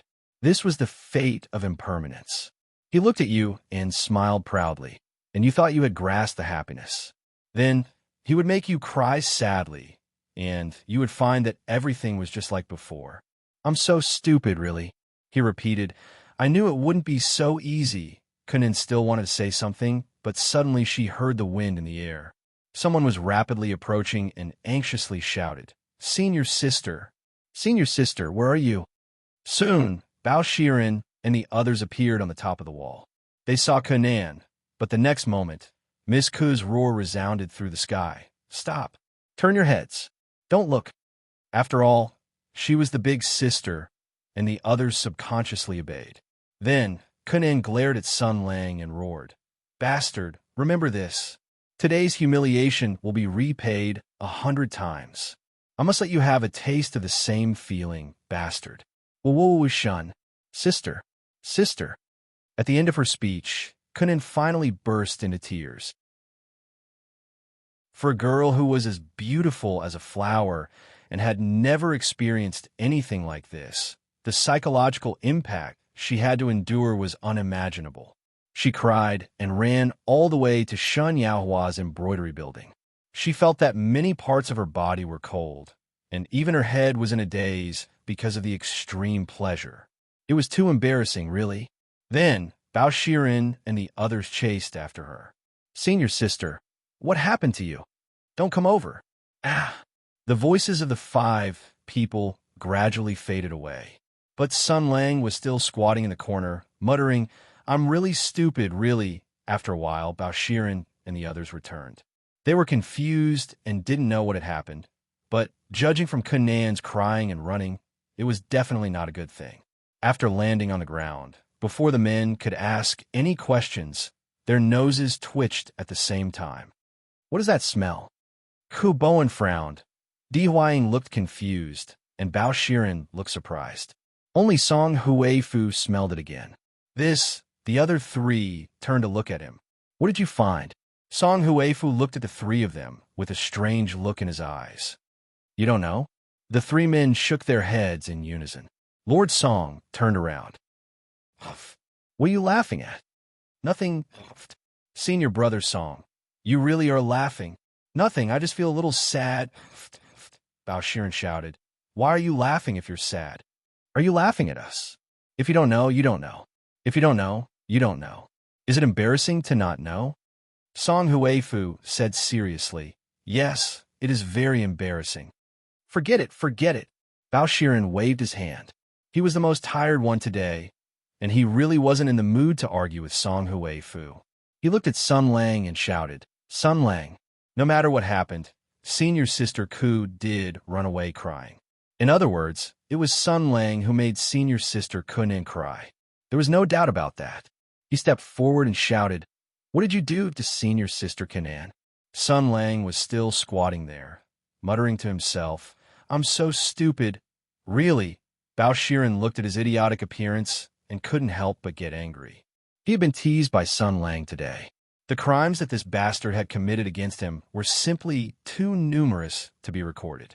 Now that he was putting on such a stupid appearance and acting dumb, who was he trying to show it to? Didn't he think it was too late? He rushed forward and grabbed Sun Lang's collar. You! Before he could finish, a shadow flashed in front of him. Sun Lang had already grabbed his forearm. With a twist and a press, Lord Bao was thrown to the ground. Sun Lang's voice came from above. I'm so stupid, really. I should have known that things wouldn't be so simple, Bao Shiren shouted. Let me go. Let me go. Seeing this, the other 3 men took a step back. Di Huaying whispered, What's going on? He seems to have suffered a huge blow. He was still happily rushing out just now. What's going on now? Song Huifu whispered. When Junior Bao was working on a case before, he would find out that the murderer and the criminal were his acquaintances and colleagues. After arresting them, he would act like this. It sounds like this kind of thing happens from time to time. You can't say that, Song Huifu was about to explain when they suddenly looked up. They saw a beautiful figure flash by, and the lotus-like woman was already walking towards them. These men had just chased after Kunan, but their qigong was not as good as Miss Ku's. They saw her rushing into the embroidery building from afar. They wanted to go in to see her, but were stopped by Xin Yaohua. The woman patiently comforted them, saying that they could leave Kunan to her. Then, they heard Kunan's sobs and complaints, but her voice was disrupted by her inner energy and could not be heard clearly. The 4 of them waited outside for a while, before remembering that bastard Sun Lang. So they ran over and saw Sun Lang squatting there, doubting his life. Not long after, Xin Yaohua also came over. Facing their questioning gazes, Xin Yaohua smiled gently. Miss Ku wants to take a bath and rest. I have arranged for a maid to stay there and prepare some fragrant soup. Miss Ku is a strong and good girl. She will be fine after a while. Her emotions have already stabilized. If you want to visit her, you could talk to her outside. Among them, Di Huaying was the most sophisticated. He understood the meaning behind Shun Yaohua's words. He pulled Song Huifu and Ko Bowen, and then dragged Bao Shiren back. The four of them bowed to Shun Yaohua and then returned to the embroidery building, leaving the two of them some time and space. Sun Lang slowly raised his head, glanced at Shun Yaohua, and then lowered his head. Shun Yaohua walked in front of Sun Lang, squatted down, and looked at Sun Lang with a complicated expression. After a moment, she whispered, "Is it because of me?" As she said this, she reached out her hand, and her slender fingers touched Sun Lang's arm. Sun Lang subconsciously wanted to dodge, but when his gaze met the other's eyes, he stopped for some reason. He sighed softly and allowed the other's fingers to touch his body. As usual, the power of water in their bodies connected to form a bridge. The strange and subtle changes were completed in an instant, but both of them were aware of it. There should be a time limit, right? She lowered her eyes. Her long eyelashes trembled slightly, and her cheeks became a little rosy. If she had not seen all the changes in Canaan with her own eyes, she would not have believed that there was such a ridiculous and embarrassing thing in the world. She whispered, "So, Miska was fine at first, but then Sun Lang was expressionless and made a sound of agreement." Shin Yaohua hesitated for a moment before saying in a small voice, "It's very annoying, isn't it? That kind of ability, if I can help. Also, we only interacted for a short while, so it changed back very quickly. If we interacted more, would it be longer?" Her fingers kept in contact with Sun Lang's arm. As a conservative woman, this was the most courageous way of contact she could maintain with a strange man. The power of water resonated and changed in their bodies. She looked at Sun Lang, and Sun Lang looked at her. In terms of the thickness of her skin, even 10,000 Shinyawa would not be a match for Sun Lang. After 5 seconds of eye contact, she could not help but lower her head, like a shy deer. But even so, she did not withdraw her fingers. Her slender fingers were still imprinted on Sun Lang's arm, like a dragonfly skimming the surface of the water, maintaining the spiritual connection. Why? She heard such a sigh in her ear. In front of her, Sun Lang was talking, sighing, lamenting, and sighing. "Why is it you?" Shinyaohua's heart trembled. She raised her head, and her eyes met with Sun Lang's again. The sadness in his eyes was so thick that it could not be dissipated. In the sadness, there was weakness. Would the invincible, unparalleled general show such an expression? It was the first time she saw it. Then she felt this spiritual connection break. Sun Lang withdrew his arm. The sadness and weakness in his eyes had disappeared without a trace, like an illusion. While Shin Yaohua was surprised, Sun Lang had already stood up. "Thank you," he said. "Goodbye. Also, I will not make things difficult for Kun Nan and the others. Don't worry." He turned to leave, and Shin Yaohua stood up. The woman's eyes flashed, and she subconsciously covered her heart. No one knew what the widow of the Sword Saint of Water was thinking. She shouted, "I can help you." Sun Lang turned his back to her and waved his hand. "No, there are many ways." Then he left. Shin Yaohua was stunned for a moment, and her body trembled slightly. She bit her lips until they turned white. Her mind was in a mess, and all kinds of thoughts came one after another. At this moment, she suddenly heard a scream coming from the embroidery building. It was Kun Nan. Shin Yaohua was shocked. She did not have time to think about Sun Lang, and rushed all the way back to the embroidery building. She thought something had happened, but she saw Bao Shiren and the others were still outside, shouting worriedly to confirm Kun Nan's situation. Kun Nan also responded, telling them not to come in. Seeing Shin Yaohua come back, Bao Shiren was relieved. "Senior's sister suddenly screamed, and it scared us, but we can't go in. Otherwise, we will be killed by her. After all, men and women are different. Miss Shun, please go in and take a look." Shin Yaohua nodded. After approaching, she asked, "Miss Ku, what's wrong?" Kun Nan's voice trembled. "Sister Shun, there's something, please come in." Shin Yaohua felt strange. She went into the building and came to the second floor. Kun Nan had already come out of the bathtub. There was a lot of water on the floor, and the water stains went all the way to the bed. At this time, Miss Ku was hiding in the bed, covered with a quilt, and only showed her cute little head. A set of clothes was neatly placed beside the bed. Shen Yaohua found them in the box, and they were the clothes she wore when she was young. Shen Yaohua went forward and asked softly, "Miss Ke, what's wrong? Is the clothes not fitting?" Kunan shook her head and hesitated for a moment. Then she stretched out her fair and soft arm. In her hand was the undergarment that she had worn before. She gestured in front of her again, as if to confirm something. Then her expression changed again. There was surprise, joy, but more than that, there was strangeness, depression, and even grievance. "My body, it seems, Miss Ke said in disbelief. "It seems to have grown a little." Chapter 9:64. My body seems to have grown a little. That was what Kunan said. Shen Yaohua was shocked at first, and then she digested Kunan's words. Her beautiful eyes widened slightly, and she reached out to cover her small cherry mouth. She couldn't help but take a step back. Kunan's expression was very subtle. It was the same expression as Sun Lang's before. Shen Yaohua was shocked by such an expression.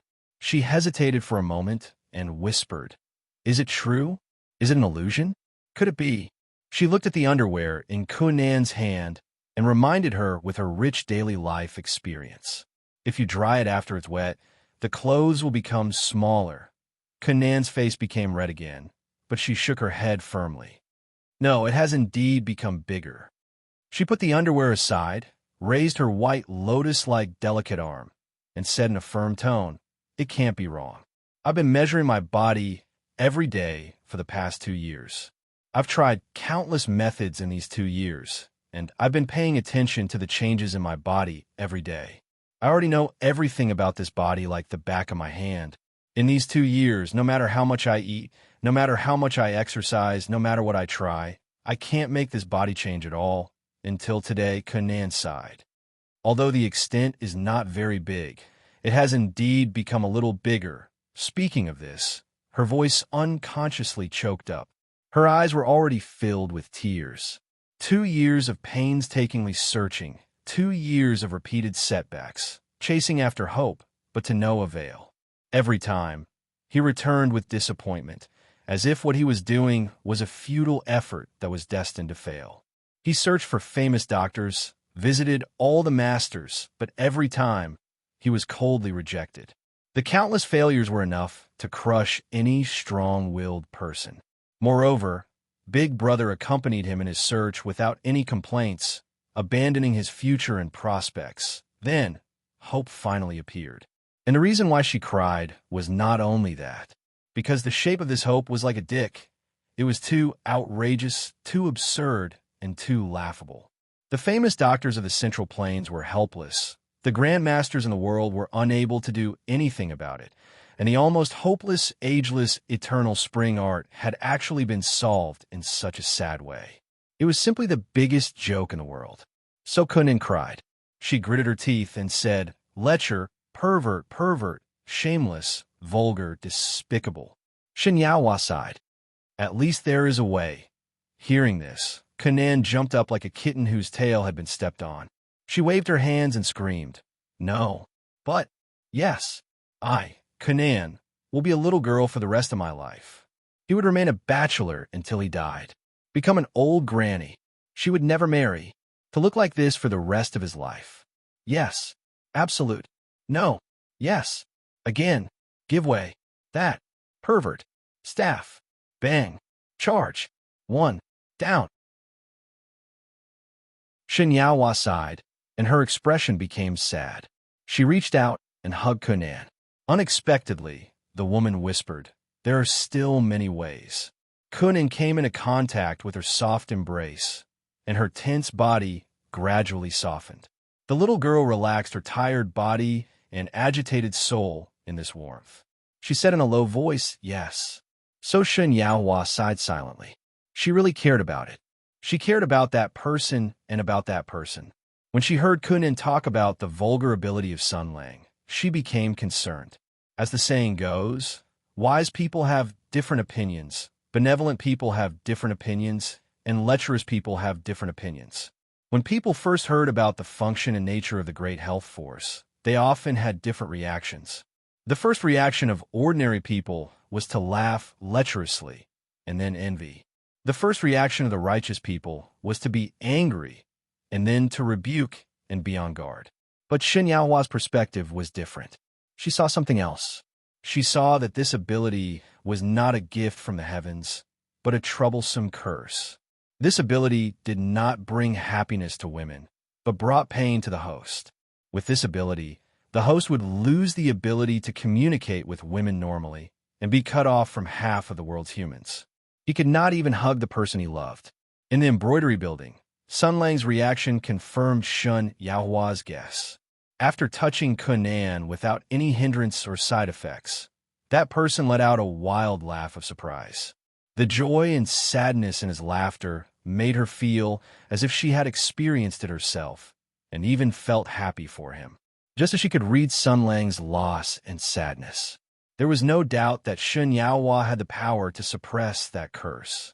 She could make that curse ineffective, even if it was only temporary. But even if it was temporary, there was still hope. It was the biggest dawn for Sun Lang to return to normal.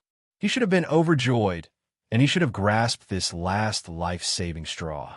But he chose to give up, and he chose to turn away without hesitation, even if he had realized the possibility represented by Shen Yaohua. Just like Kunan also chose to give up, but these two choices were not the same.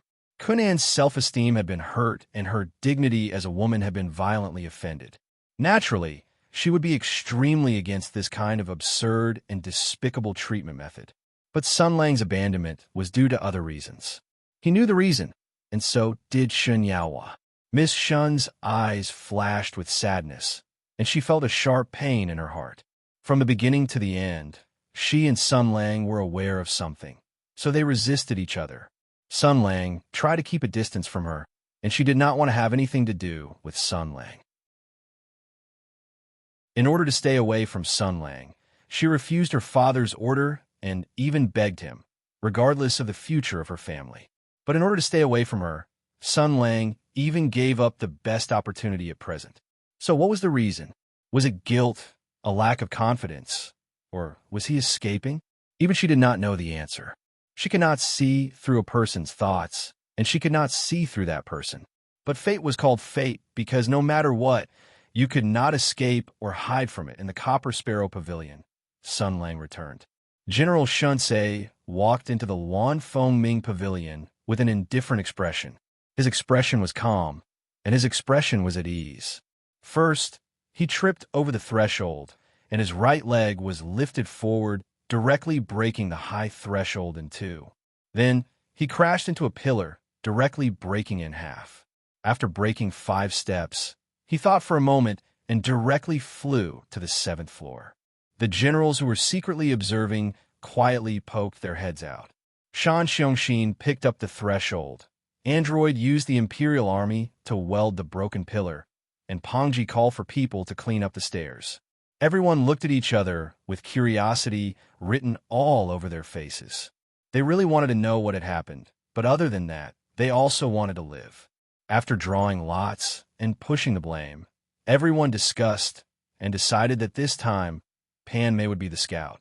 Everyone crowded around Pan Meinan and enthusiastically sent him to the stairs.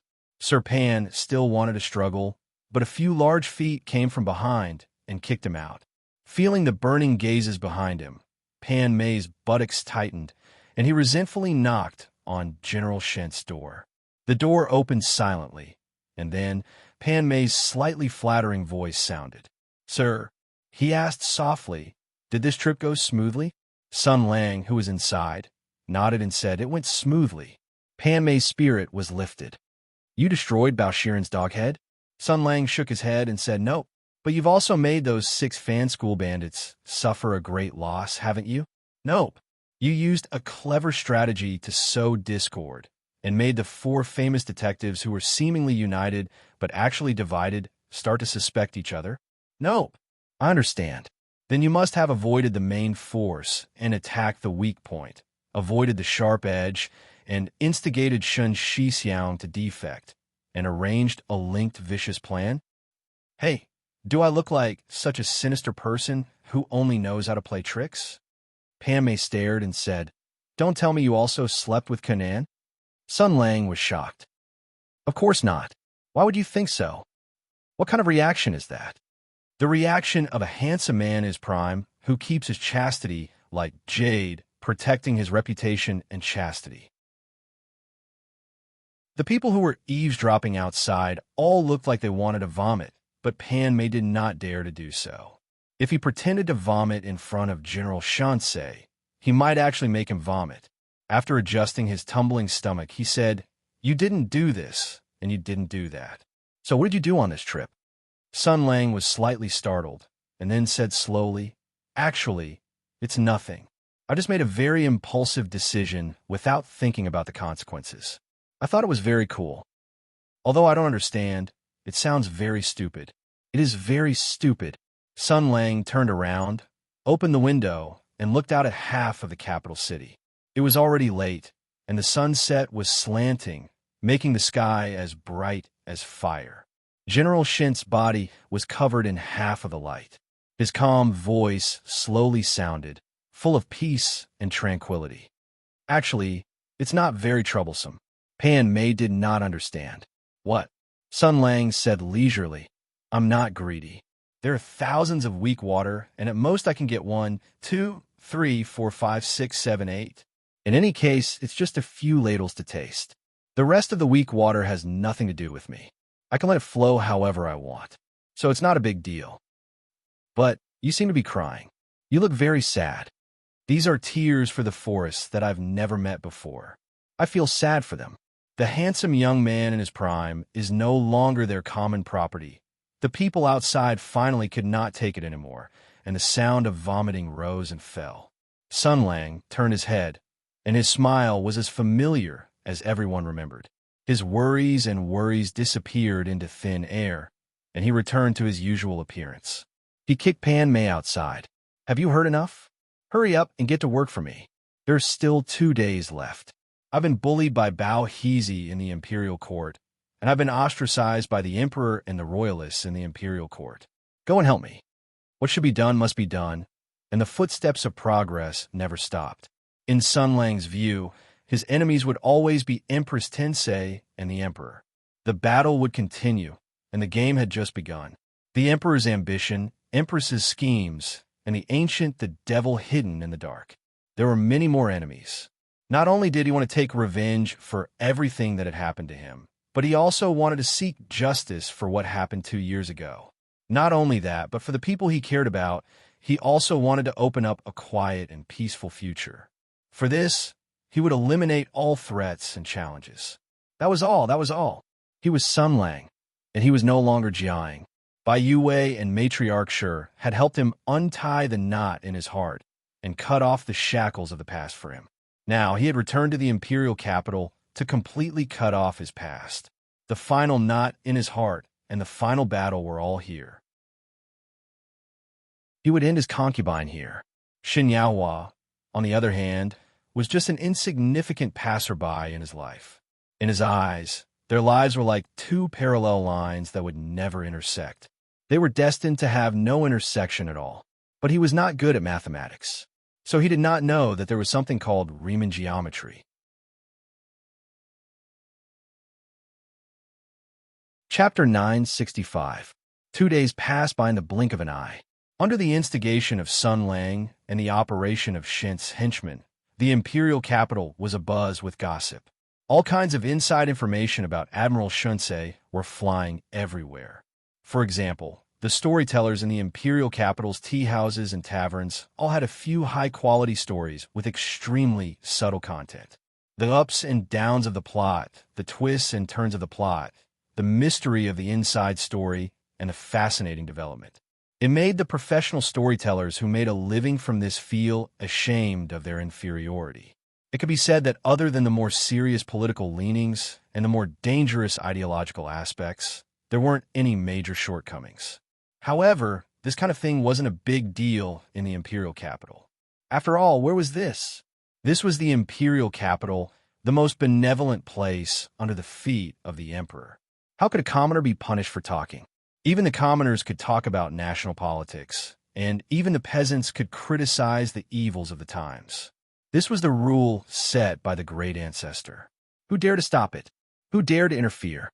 Anyone who dared to interfere was trying to deceive the emperor. They were treacherous officials and would be beaten into meat paste by the iron fists of the people. Thus, a battle of public opinion with swords and knives in the dark began. It was worth mentioning that the imperial capital's current war system didn't place much importance on the war of public opinion. War theory was born from war and served war. The cold weapon era was destined to be unable to give birth to information warfare theories. The military theorists of the information warfare era also wouldn't consider Parthian tactics. The imperial capital had been fighting against the sky demon for the past few decades, and the relevant military systems of battle theories were all set up and improved with the sky demon as the enemy. Naturally, there was no place for the war of public opinion. After all, the enemy was the sky demon, an alien race that opposed the human race.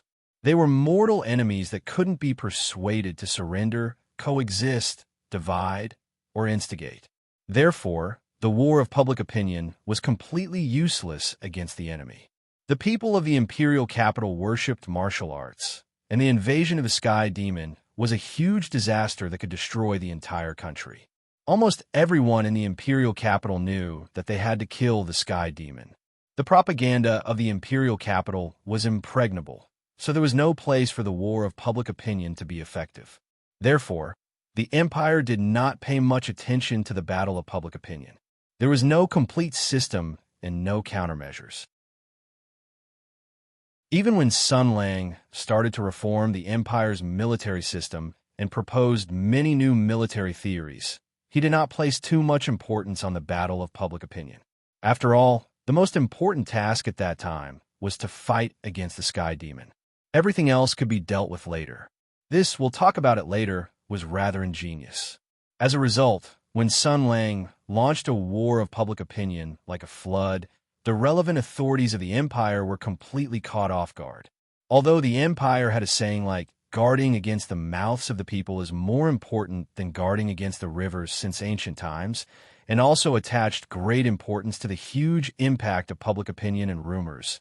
In the face of a little troublemaker like Sun Lang and a modern transmigrator, that little bit of nonsense was completely useless.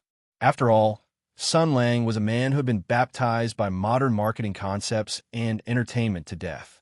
For example, when the storytellers of the major tea houses and taverns started to tell new stories, all kinds of rumors spread like wildfire. The owners of the tea houses and taverns realized that something was wrong. The interest groups in the empire were intertwined with each other. These incredible rumors were spread layer by layer and finally attracted enough attention from certain tycoons. The factions that were inclined to protect the emperor naturally intervened. Their will was passed down layer by layer to the executors. A simple command would become a thunderous roar. When it landed on the heads of those pitiful storytellers, it was a life-threatening crisis that was enough to shake their livelihood. Storybooks were burned, storytellers were threatened, and customers who spread rumors were warned. But it did not matter. The great general Shunsei swore to protect the political atmosphere of freedom of speech. There were no sensitive terms, no big brothers, no internet surveillance bureau, no censors, no water meter checks, no soft deals, no firing lists, and no names that could not be said. Hutu was the Hutu of freedom of speech. Every breath of air exuded an intoxicating fragrance. Whoever dared to interfere with the right of the people to freedom of speech would have their heads blown off by the General Shinsei. The lackeys under the command of Shinto province roamed the streets. Once a storyteller in a tea house or restaurant was threatened, it would not take long for the heroes who saw injustice to swarm in and engage in a battle of wits and courage with the bandits who attempted to interfere with freedom of speech. These chivalrous heroes were all soldiers under Sun Lang. They had been bathed in the glory of commander of war all year round. They had thrived under the guidance of this person's philosophy of doing anything as long as they could win. For the past 2 years, they had relied on this to rampage through the military. Now that the commander had returned, and with the addition of an epic-ranked leader, They erupted with unparalleled enthusiasm and subjective initiative. They adhered to the battle ideology of scolding first before fighting. If they won, they would kick a few more times. If they lost, they would call their parents. After fighting, they would report to the authorities. With the entire imperial capital as a battle stage, they launched a vigorous freedom struggle, stirring up the situation. The battle of public opinion became more and more intense. And Sun Lang's demonic figure flickered within. With his elusive movements and terrifying control, he enveloped the imperial capital's sky. After all, he was shameless and had nothing to do. Furthermore, he was full of energy and his martial arts were extremely high. He did not have the demeanor of an expert, nor did he have the self-awareness of an important minister. He was completely unafraid of personally participating. Wherever the freedom struggle was oppressed, he would appear there. Furthermore, after beating up the younger generation, he would take the initiative to beat up the older generation. He insisted on beating up 3 generations of people before retreating. With his tyrannical power, he created the effect of white terror. After only one day of fighting, the entire imperial capital's reactionary forces that dared to obstruct the public's freedom of speech on the surface basically no longer existed. And the imperial capital's government was also tormented badly, because after Sun Lang and his lackeys eradicated evil everywhere, they would throw the bandits who interfered with the freedom of speech and threatened the safety of the people's lives and property in front of the imperial capital's government. Moreover, they did good deeds without leaving their names. This time, they left a note saying, "Brave Samaritan, Bat Spirit Bruce Wayne." Next time, they left a wooden board saying, "Beat up the bandits, Immortal Palace Thunder, God Suaw Sledgehammer." They were simply arrogant to the extreme. Bao Shiren's reaction was slow. At first, he didn't know what Sun Lang was up to. It was only when his subordinates reported that the rumors were getting more and more intense that he became furious and decided to intervene. But he could not do it, because Lord Bao was indomitable, upright, and upright. He never played dirty, but his opponent was dirty to the point of oozing juice. One had to know that since ancient times, it was either the main character who defeated the scheming villains with great strength, or the main character who defeated the powerful villains with clever schemes. Nowadays, the villains were dirty and good at fighting. How could the righteous people, who were upright and weak at the same time, deal with them? After a few rounds of confrontation, the imperial capital's government was covered in dirt and did not gain any advantage. And all kinds of posters were quietly posted all over the streets and alleys of the imperial capital. During this period, the 4 famous hunters led by Ku Nan attacked again. The unyielding Miss Ku seemed to have completely forgotten the touching and shock she received from the Shun family that day. She led her junior brothers to start a new round of attacks. Unfortunately, there was still no big progress. In this way, this round of propaganda war ended with Sun Lang's complete victory. Under his careful planning and adding fuel to the fire, General Shin's popularity rose to another level. Now, many people in the imperial capital remembered the name Sun Lang. They knew that Sun Lang was the commander of war, Jia Ying. They knew that he had faked his death for 2 years to carry out a secret operation. After countless hardships and sweat, he had completed his mission and returned to the imperial court. But he sadly found that 2 years was too long. Things had remained the same, but people had changed. He no longer had a place in the imperial court. There were only idiots and hyenas fighting for power and profit left. After all, the tragic hero plot was rooted in everyone's heart. A great victory. Tensei Province's side did not make any big moves. His Highness Empress did not appear in front of the public. As for His Majesty was even more so. The Emperor of the Empire had been hiding behind the scenes, overlooking the changes in the world from the Sacred Palace. The Emperor rarely appeared in person. He liked games of balance. It's too smooth. Among the generals of Shansei, some felt uneasy.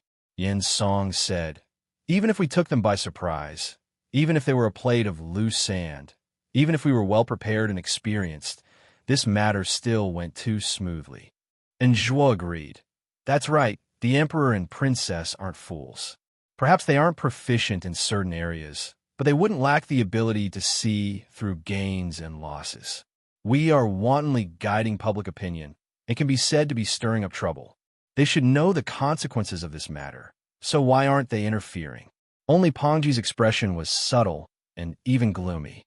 He remembered the bet he had made with Sun Lang. Although Sun Lang was conferred the title of General of Shinsei, his position was honorable and his position was very high, but he had no power. The imperial court had not given him the power to match his military position.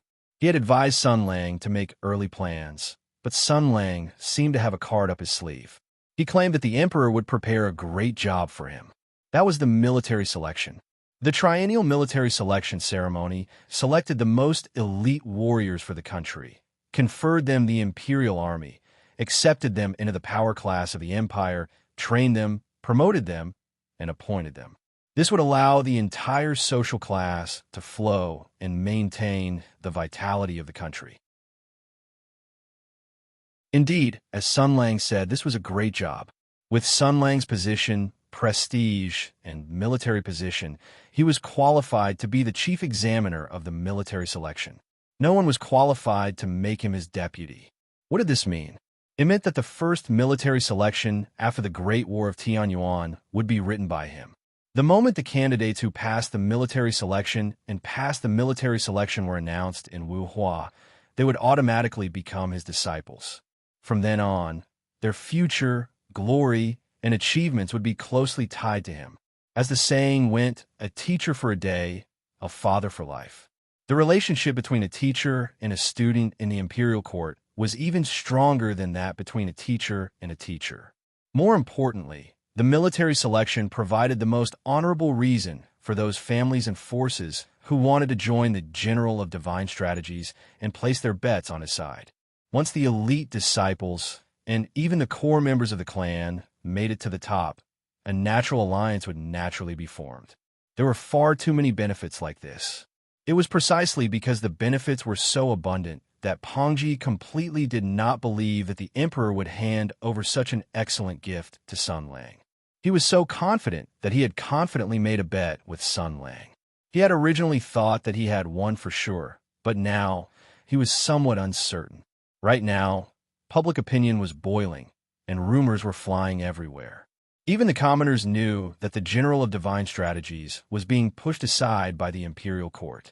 A great general of Tianyuan was actually being ignored by the imperial court. He was only given a seemingly beautiful title, but he wasn't given any authority. This was truly dirty politics.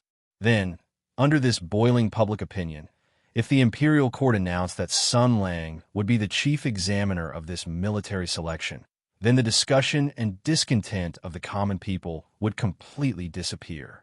Even the extremely happy Sun Lang would have to obediently accept. Fuck your mother. The military selection was such a great job. Can you still be picky? You can't. Then there was a problem. Why would the imperial court, or perhaps the emperor, give such a beautiful job to Sun Lang and proactively give him the opportunity to expand his influence and establish even more power? This clearly did not make sense. Pongji gazed at Sun Lang, the suspicion in his eyes growing. Unless this was a gargantuan trap. If the seemingly beautiful military selection was hiding a terrifying and destructive trap, then the emperor's action of giving the position of chief examiner to Sun Lang could be clearly explained. Perhaps only this reason could explain the emperor's motive. But what was it? What kind of danger and trap would the military selection have? Also, Sun Lang, you seem to have already predicted the emperor's actions. Therefore, you should know what kind of trap is hidden in the military selection. Or perhaps when Pongji thought of this, his heart trembled slightly. In the blink of an eye, a faint light flashed through his mind. That seemed to be the truth. A very frightening truth. A truth that he did not dare to carefully ponder. Therefore, he did not grasp it. At this moment, Sun Lang smiled and pointed at Pongji. Filled with confusion, the crowd turned their heads to look at Imperial Tutor Pang. Sun Lang said with a smile, "Do you know why Imperial Tutor Pang's expression is so ugly?" Pongji seemed to realize something and glared. You, Sun Lang laughed loudly. Because this guy made a bet with me a few days ago. This silly child seems to understand now. He seems to have realized that he is about to lose. The crowd paused and then roared with laughter. Although they did not know what kind of bet was made, they were familiar with Sun Lang's personality. The stakes of the bet were definitely very interesting. Therefore, they jeered, "Where are the stakes? Where are the stakes?" Sun Lang laughed strangely. "I haven't thought about it yet. Why don't you give me some advice?" The crowd howled with even more vigor. The dirty and dark thoughts in the hearts of humans surged out. Amidst their strange and malicious cries and Pongji's stern warnings, the people of the general's manor passed another very meaningful day. Thus, the sun and moon once again rotated. Time passed another day, and it was the day of court again. Conspiracies once again danced, and people's hearts were unpredictable. A new round of games was about to begin. Chapter 966. The night was hazy, and dawn was about to arrive. The civil servants of the empire were woken up by their families and ate some food to fill their stomachs. They were going to pay respects to the leader of the country and participate in the boring and inefficient morning court. The morning court that was held once every 3 days was the same. For the officials who were used to the political activities of the imperial court, it was a hard job. Not only did they have to wake up early, it was also boring. The only purpose of 90% of the officials participating in the court was to be the background and listen to the other 10% of the officials spit at each other. Other than that, they also had to be careful and pay attention to their appearance. Because the mad dogs of the imperial censorate were in charge of supervising the officials, their cold eyes were always watching their every move. Even if they yawned or farted, once discovered by the other side, they would be punished for being disrespectful in front of the court. A light punishment would be a reprimand, a heavy punishment would be a fine. There were even precedents of demotion and dismissal. But that was all in the past. Recently, many officials of the imperial court had rekindled their interest in the morning court because the boring court assembly had a bright color. Shinsei General Sun Lang had officially returned to the court. He brought a dirty mudslide to the clean and elegant imperial court assembly, making many things interesting. For example, now, hundreds of officials gathered outside the gate of Heaven Influence. The imperial censorate was supervising and patrolling. Everyone stood according to their rank and authority, quietly waiting for the imperial city to open the gate. At this time, Shinsei General, who had outstanding military achievements and a great reputation, slowly rode over on a bicycle. He waved to everyone with a solemn and focused expression, as if he was inspecting the soldiers. "Hello, comrades." Sounds of people returning the greeting rang out from the crowd. Many people's attention was focused on the mechanical body of the general. The exterior of the two-wheeled vehicle looked extremely exquisite. The transmission chain and torsion bar shone with a gorgeous metallic luster. The entire vehicle flowed smoothly. Even those who didn't know what it was could tell that it was expensive at a glance. Most importantly, the style of the vehicle was too eye-catching.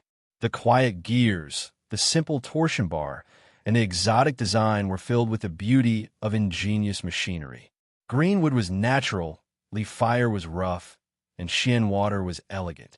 Only metal could create something with such a cold metallic feeling.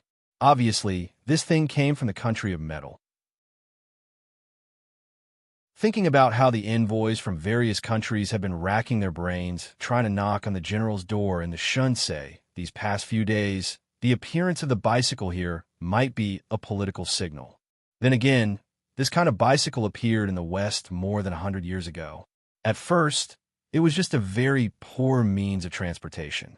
A blacksmith in the country of metal discovered its value, and after several generations of exploration and improvement, it became a popular means of transportation.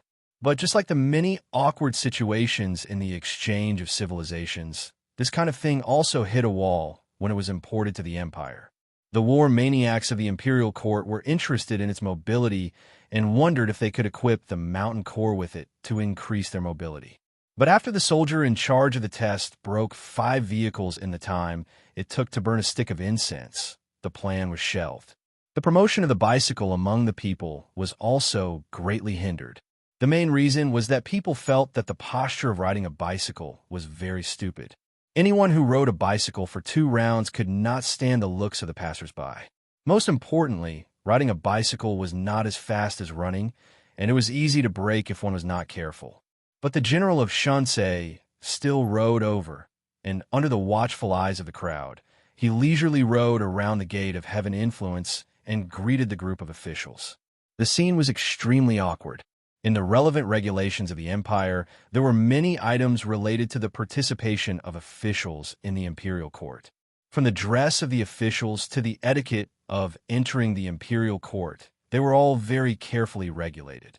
In theory, the officials could take any kind of transportation to reach the gate of Heaven Influence, but whether it was on horseback, carriage, or a palanquin, they had to stop outside the prescribed distance and walk to the gate of Heaven Influence. Otherwise, it would be a violation of the imperial city. But from the expressions of the imperial censors, as if they had eaten shit, it could be seen that the imperial law did not prohibit the first-rank military officials from riding bicycles outside the gate of Heaven Influence before the imperial court meeting began. In short, it was another unique way of making an appearance. Sun Lang circled around, and then stopped the bicycle in front of the Jinshui Bridge. He kicked off the bracket and locked the spokes, as if he was parking a shared bicycle. Then he clapped his hands and came to the front of the group of military officials. He smiled and nodded gently and greeted the civil and military officials of the empire and the nobles standing at the front. "This is called environmentally friendly living," he said. "Do you want one too? You can also exercise your body." The officials standing with him, whether civil or military, were the most capable fighters in the empire. Hearing this, they all shook their heads and waved their hands. "Exercise my ass. I can break 5 bronze statues and 8 stone millstones in a day. Do I need to ride this stupid thing?" Sun Lang advised again, "Give it a try and promote it. It's actually very interesting. Think about it. Every time the court assembly is held, civil servants from all over the imperial city would ride their bicycles and gather outside the gate of Heaven Influence.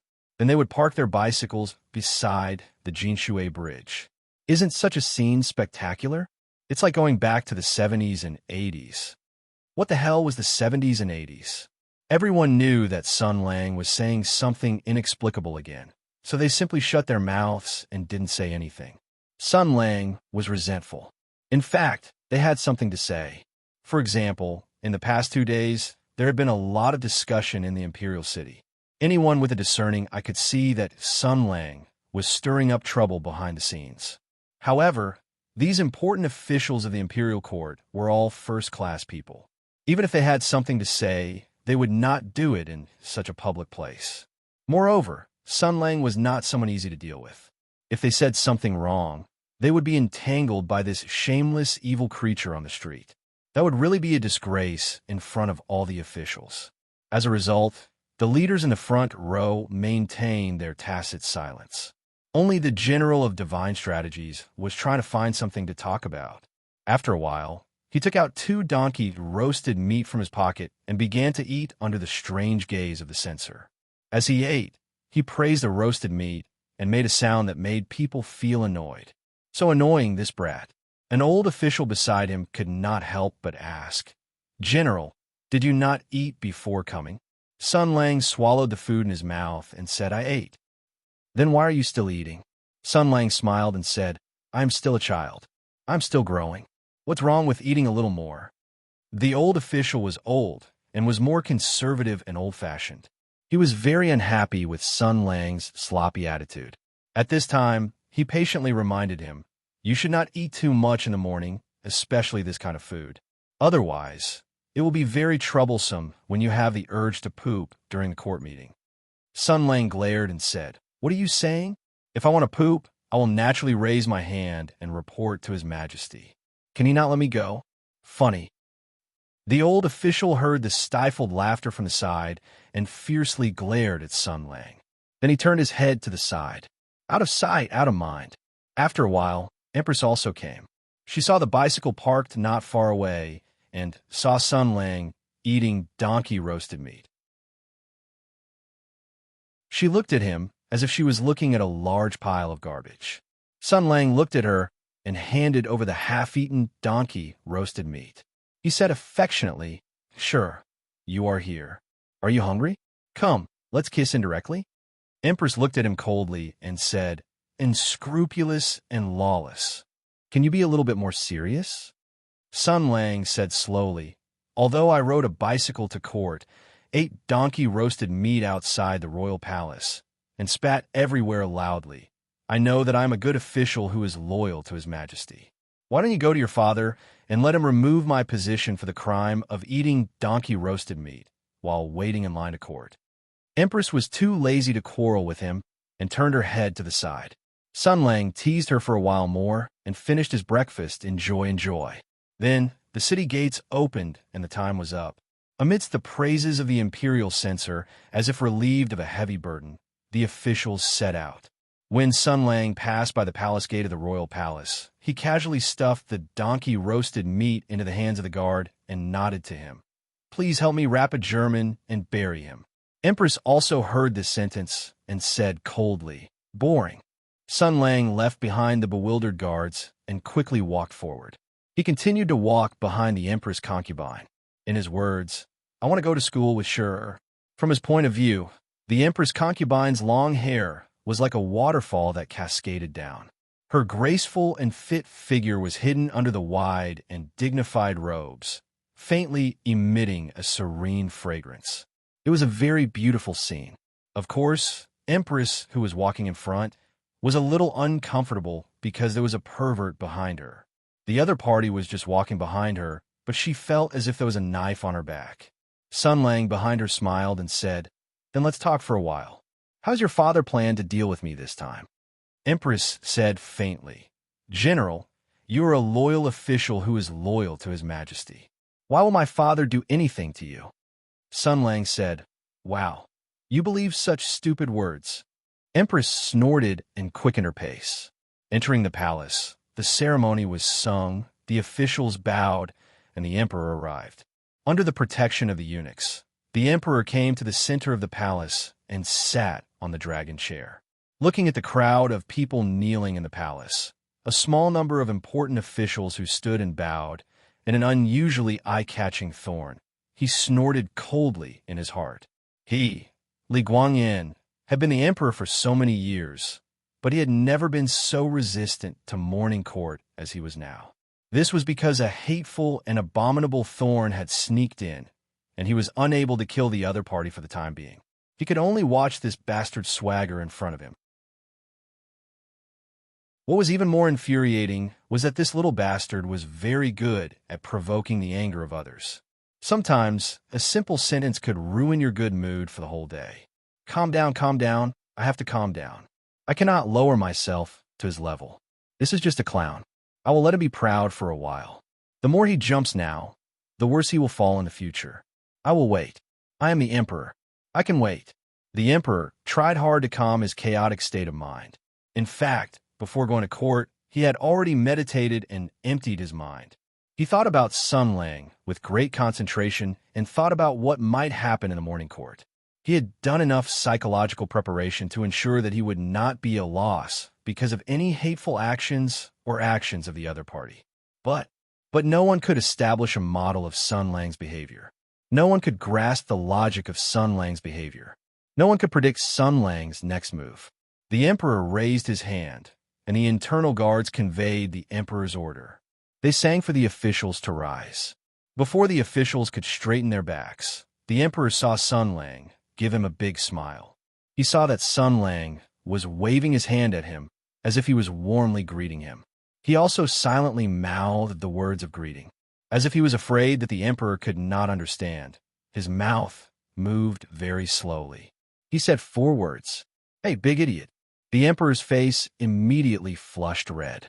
He felt his hot blood rush to his brain in an instant. His morning meditation and calming work had all become useless. Boundless fury swept through his heart, causing him to involuntarily grunt in anger. Motherf***, There will be a day when I will chop him into mincemeat, bastard."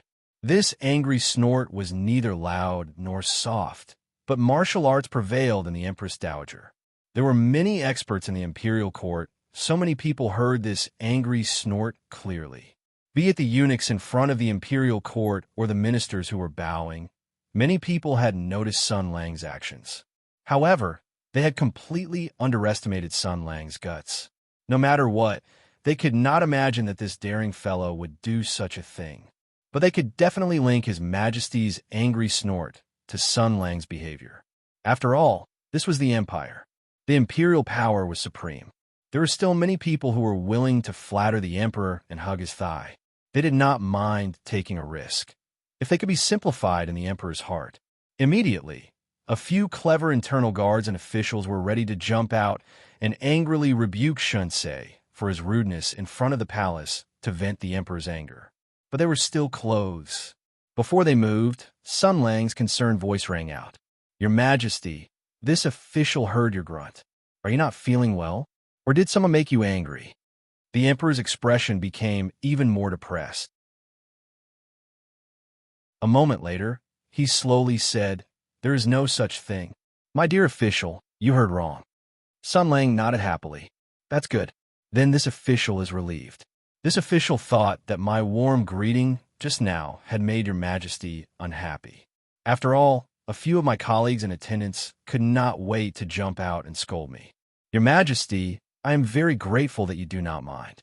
"Ah, your Majesty, please forgive this official's rudeness. This official's greeting just now was from the bottom of my heart. After all, I have not seen your Majesty for many years, and I really miss you. Even if it is 3 days a day, this official still misses you very much. If I don't see your Majesty for a day, I feel uncomfortable all over." At this point, Sun Lang pretended to wipe his tears. He glanced at the emperor and said, "Your Majesty, I am so loyal and enthusiastic."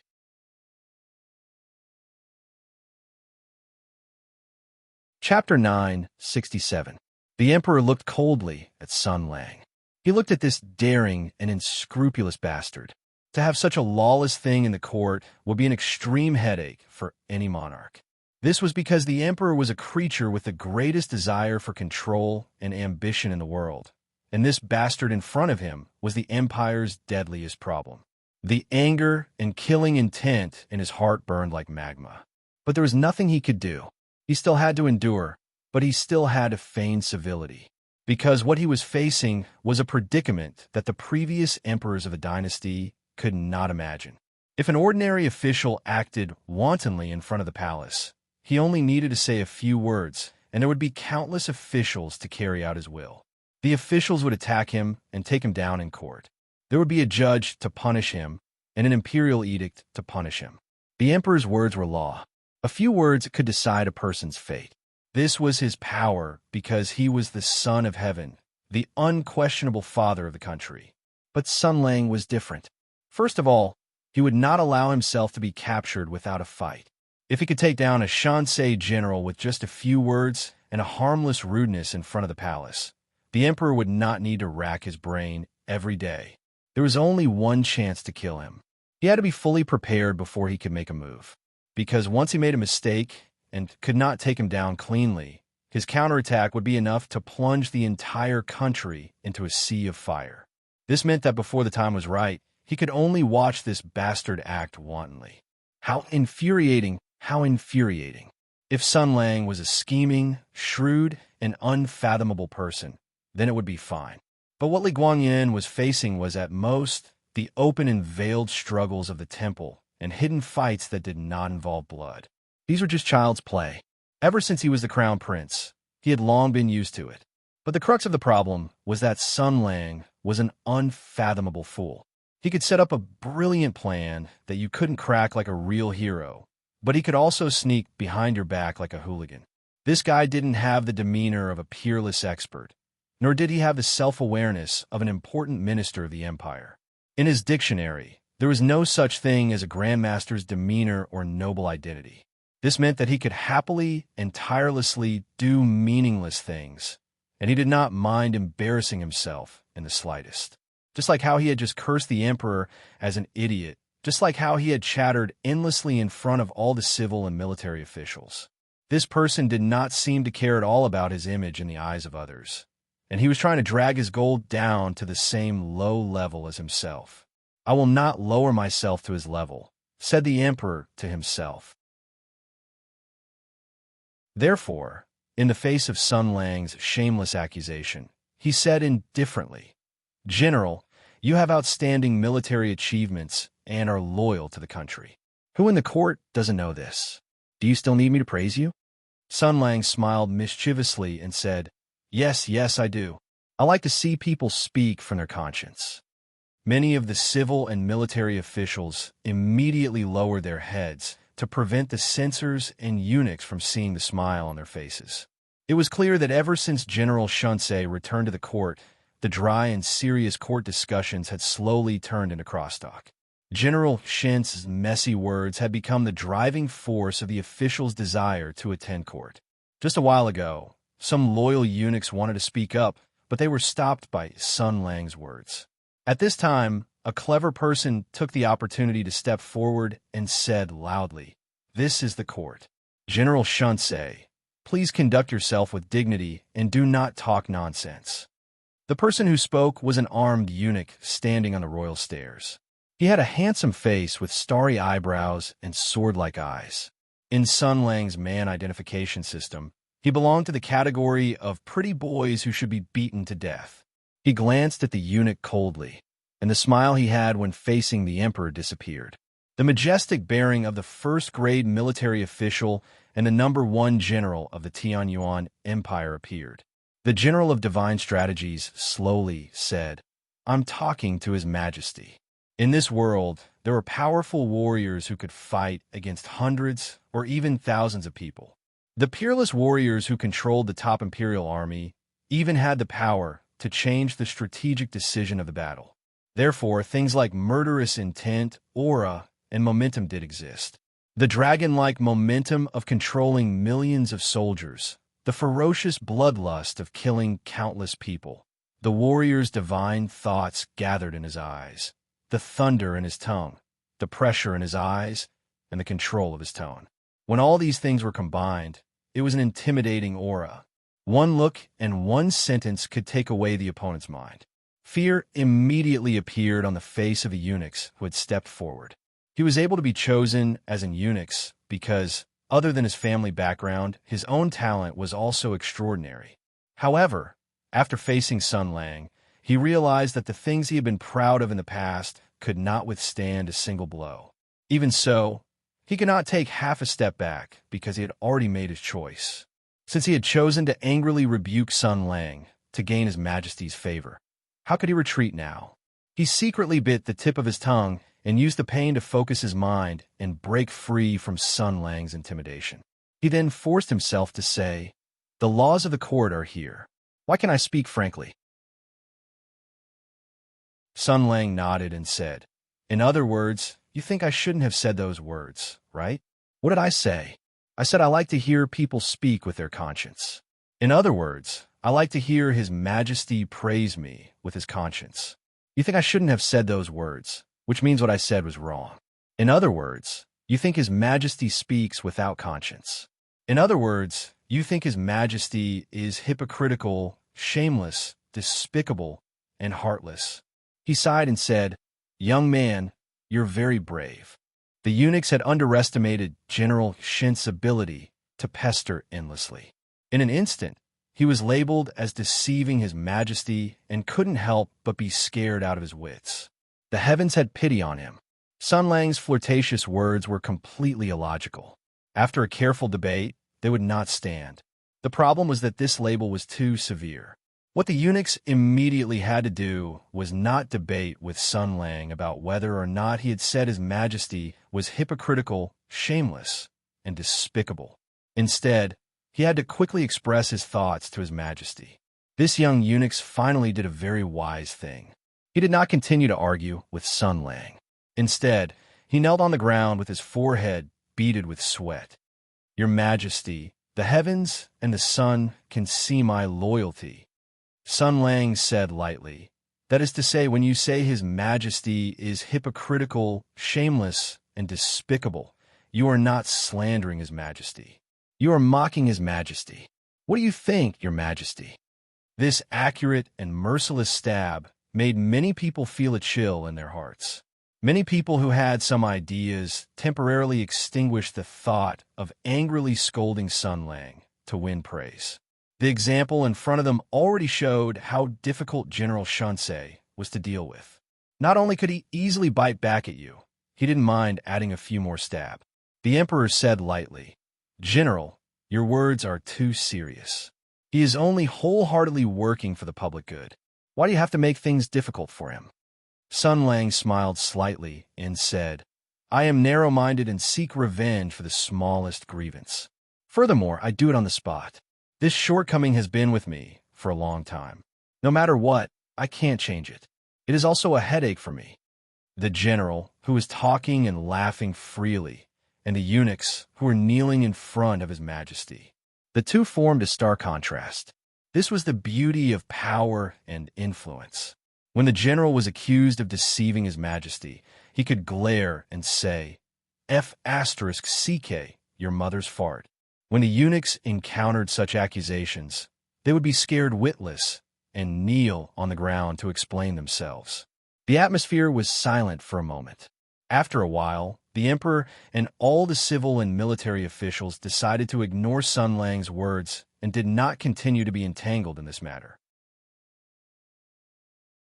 The supreme being pondered for a moment and changed the topic. "Where is the capital governor, Bao Shiren?" Lord Bao strode out of the ranks and bowed. "I am here."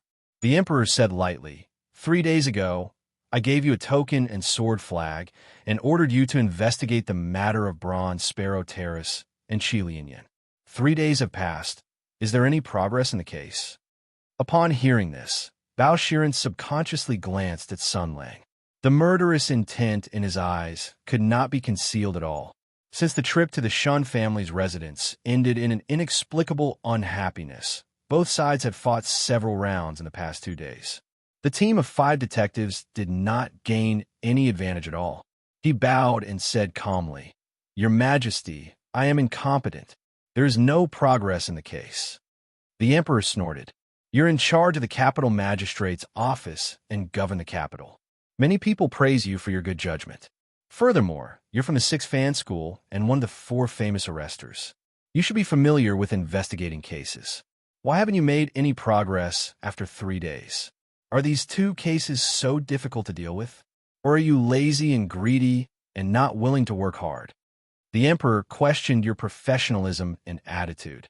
For any official, it was a big deal. After all, there was no human rights in the feudal imperial system. If the emperor was unhappy, not only would he destroy your job, he might even take your life. The threat of the 2 rules was imminent. Who would not be anxious? Even Bao Shiren was a little flustered. He knelt down and said, "Your Majesty, please calm down. I really have." Before he could complain, Sun Lang immediately came out of the office and shouted, "Do you want to say that you have difficulties? Lord Bao, the Emperor gave you such an important task because he admires your ability and because the organization has high hopes for you. If you didn't do a good job, you should find a reason from yourself and not come up with some objective reason." When Bao Shiren heard this, he was so angry that he almost fainted. If it was any other occasion, he would have jumped up and yelled at the Emperor. However, he could not do so now. This was the Imperial Golden Palace, and Lord Bao was a good official. The capital magistrate could not make a ruckus and shout at the court like Sun Lang. He was about to refute, but Sun Lang did not give him a chance to speak. After scolding Bao Shiren, Sun Lang immediately turned around and clasped his hands to the Emperor. "Your Majesty, although you say so, this matter is indeed very complicated. Even with Lord Bao's talent and ability, it is very difficult for him to understand the cause and effect. Please do not be too harsh on him and give him some time. As a suspect, I know how hard Lord Bao has worked. This is not a simple matter." Lord Bao was about to vomit blood. You mother of ***. I haven't made any progress these past few days because you've been hindering me in the dark. Now you're jumping out to be the good guy? Who need you to speak for me? The grievance in Lord Bao's heart could not be described with words. For a moment, he was speechless. Fortunately, there was no lack of righteous people speaking for him. Immediately, someone said ambiguously, I heard that the Shinsei general does not have a good relationship with the capital magistrate. The general is also very suspicious in these two cases. For a suspect to speak for an official, this is a strange story. It has really opened my eyes. Sun Lang turned around and said, Why not? Although I am a suspect, I am certain that I am not guilty. I am certain that Lord Bao can clear my name. So when Lord Bao is being scolded by the emperor, I stood up for him. This is my indomitable spirit and magnanimity. What does it have to do with whether or not I am a suspect? His voice was powerful and filled with a clear conscience. His sonorous and forceful words even shook the tiles of the Golden Hall. The rumbling echoes echoed throughout the hall. Although I do not have a good relationship with the capital magistrate, I am still willing to speak for him when it comes to official matters. Because my heart is calm, everything can be said. Is there a problem? Could it be that if I speak for Bao Shiren because I am a suspect, then it means that I am in cahoots with him? Could it be that if I speak for him because I am a suspect, then the emperor will think that I am in cahoots with him? How can there be such a logic in this world? How can there be such a thing in this world? When he said this, he angrily turned around and said to the emperor, Your Majesty, am I right? Not to mention the emperor's current expression, Bao Shiren was already on the verge of exploding. He had almost lost his mind. He raised his head and roared, Sun Lang, there is no need for you to be the good guy. The main culprit who obstructed the investigation and caused 3 days of fruitless work is you. You actually have the face to speak such nonsense here. Sun Lang was shocked.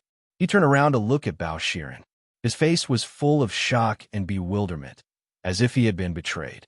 After a moment, he said, I spoke for you out of the kindness of my heart.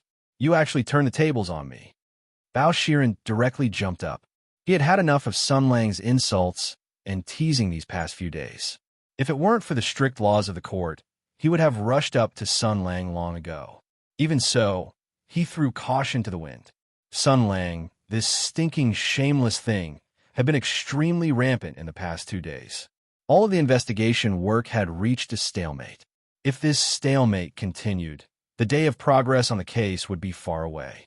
Rather than waiting in a stalemate, it was better to make things difficult for him today. With this thought, he pointed at Sun Lang and roared, Today, in front of the emperor and all of the officials, let's make things clear. Sun Lang, I'm under the emperor's orders to investigate the Bronze Sparrow terrace case and Qi Lianyan's death. Why are you obstructing and interfering with the investigation? What are your intentions? Tell me clearly. Sun Lang glared at him and said, How can you accuse me without any basis? When did I interfere with your investigation? You stopped us from entering the Bronze Sparrow terrace and refused to provide us with the evidence files. Sun Lang frowned and said, Didn't you want to investigate Qi Lianyan's case first? Why did you enter the Bronze Sparrow terrace? Bao Shiren roared. Who said that we wanted to investigate Qi Lianyan's case first? Sun Lang said indifferently. Then why did you go to the Shun residence? Bao Shiren was tongue-tied. He felt a chill in his heart, and a bad premonition arose in his heart. As expected, Sun Lang smiled slightly and raised his voice, speaking of which, a few days ago, something very interesting happened in the Shun residence.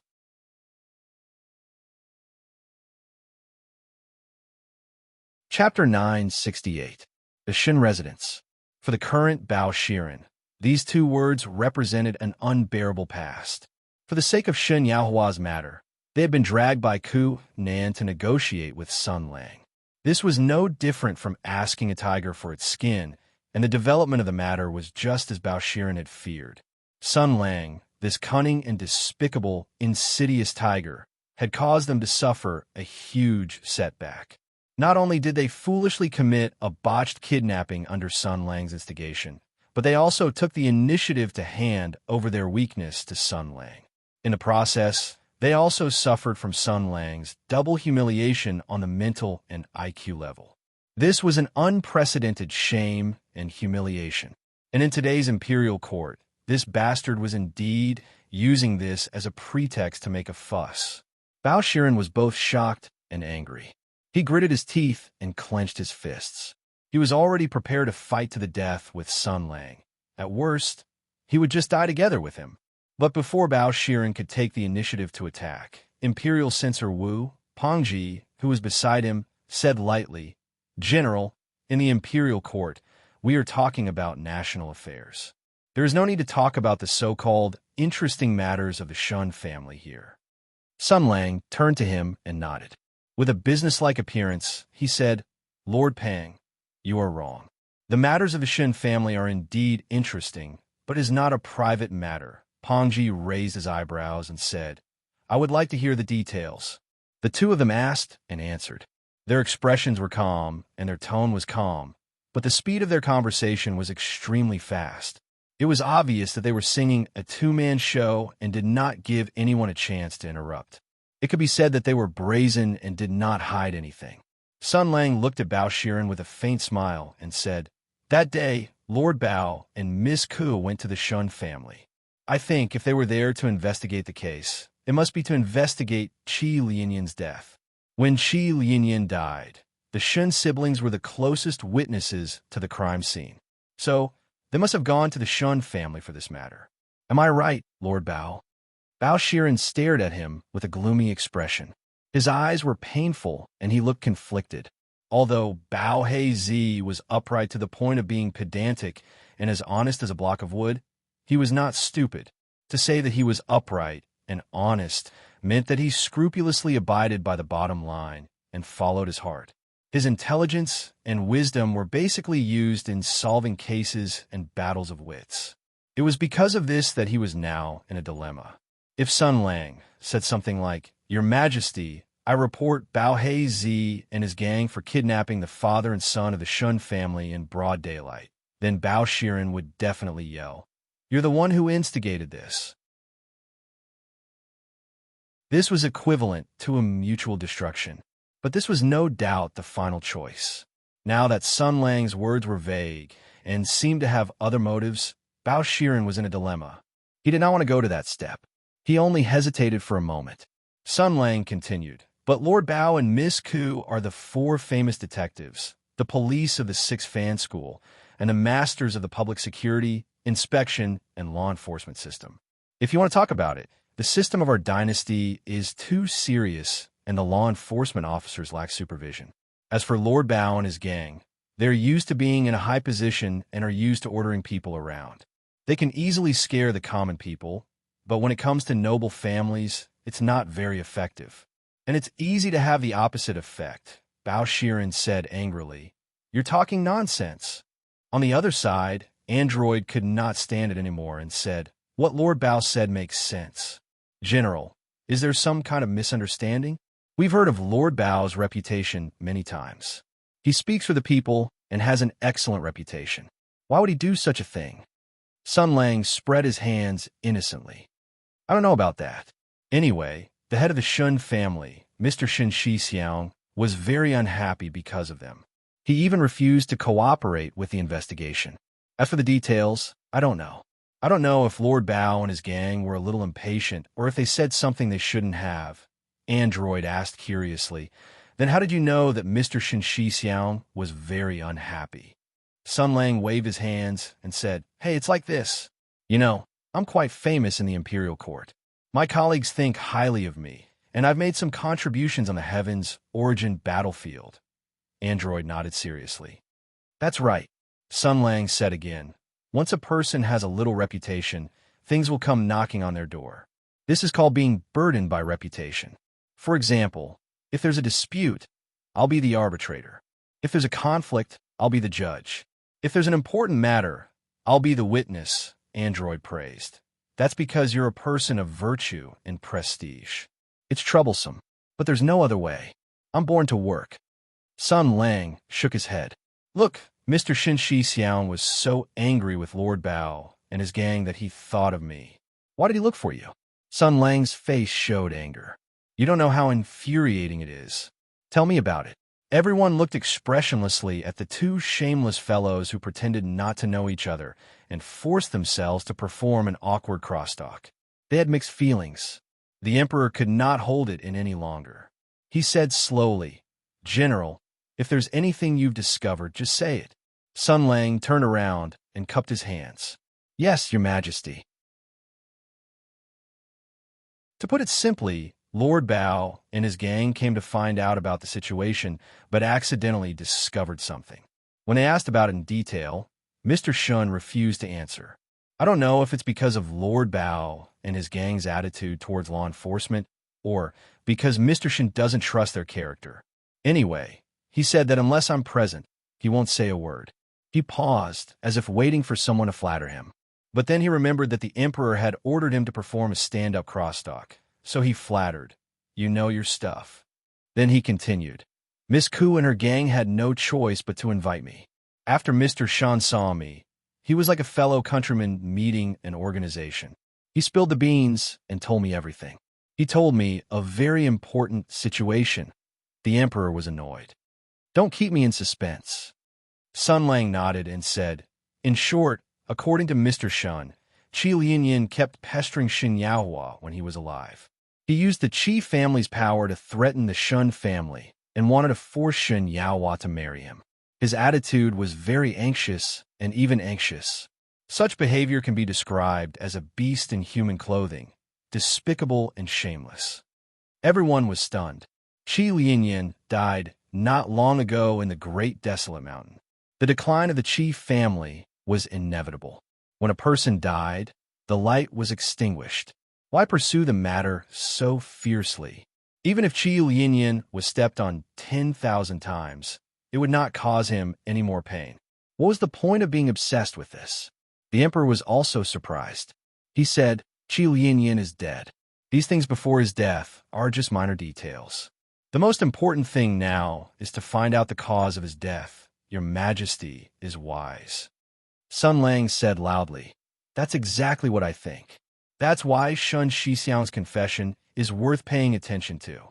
Shen Yaohua is the widow of the late Western Expedition General.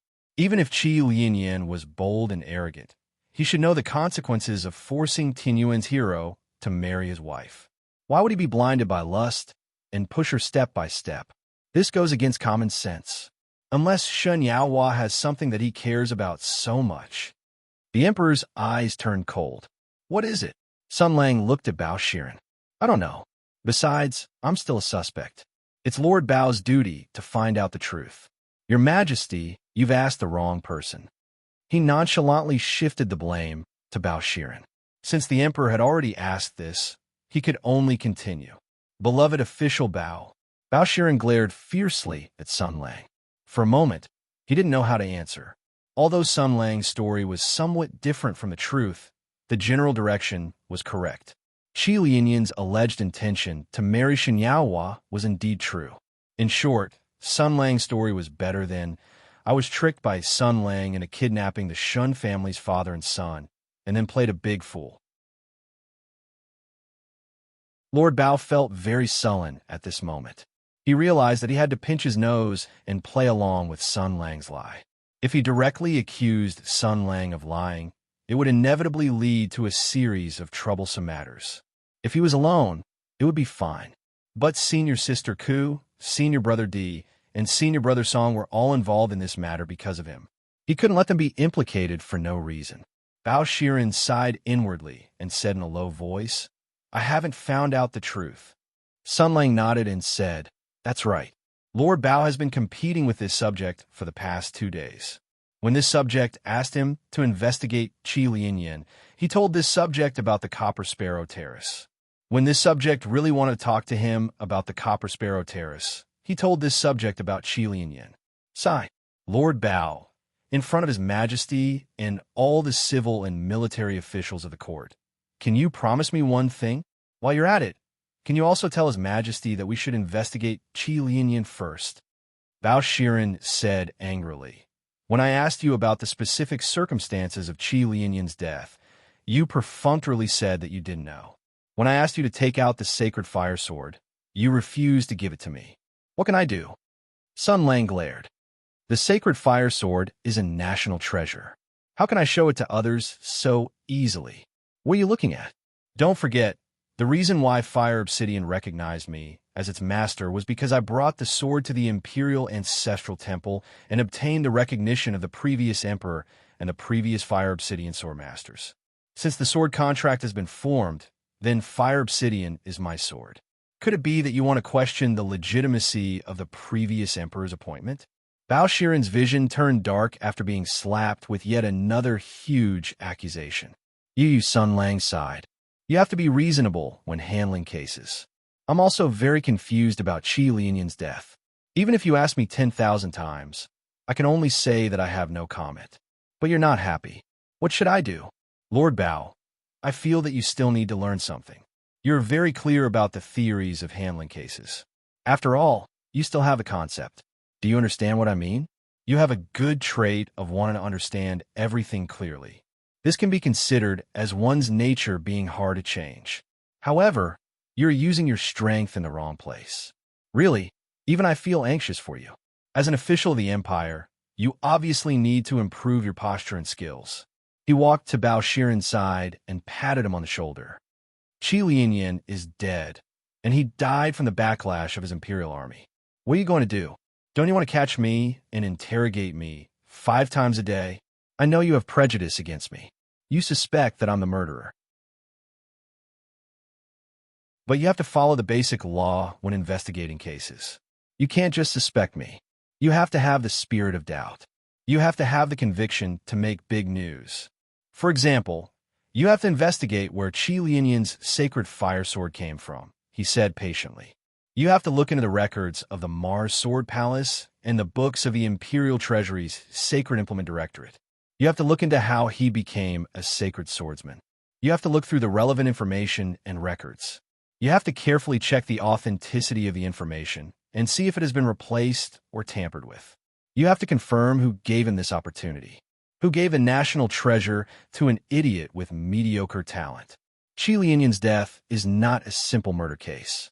It may involve a greater conspiracy and darkness. At this point, Sun Lang put his arm around Bao Shiren's shoulder. His eyes sparkled as he said in a deep voice, "So, Blackie, promise me.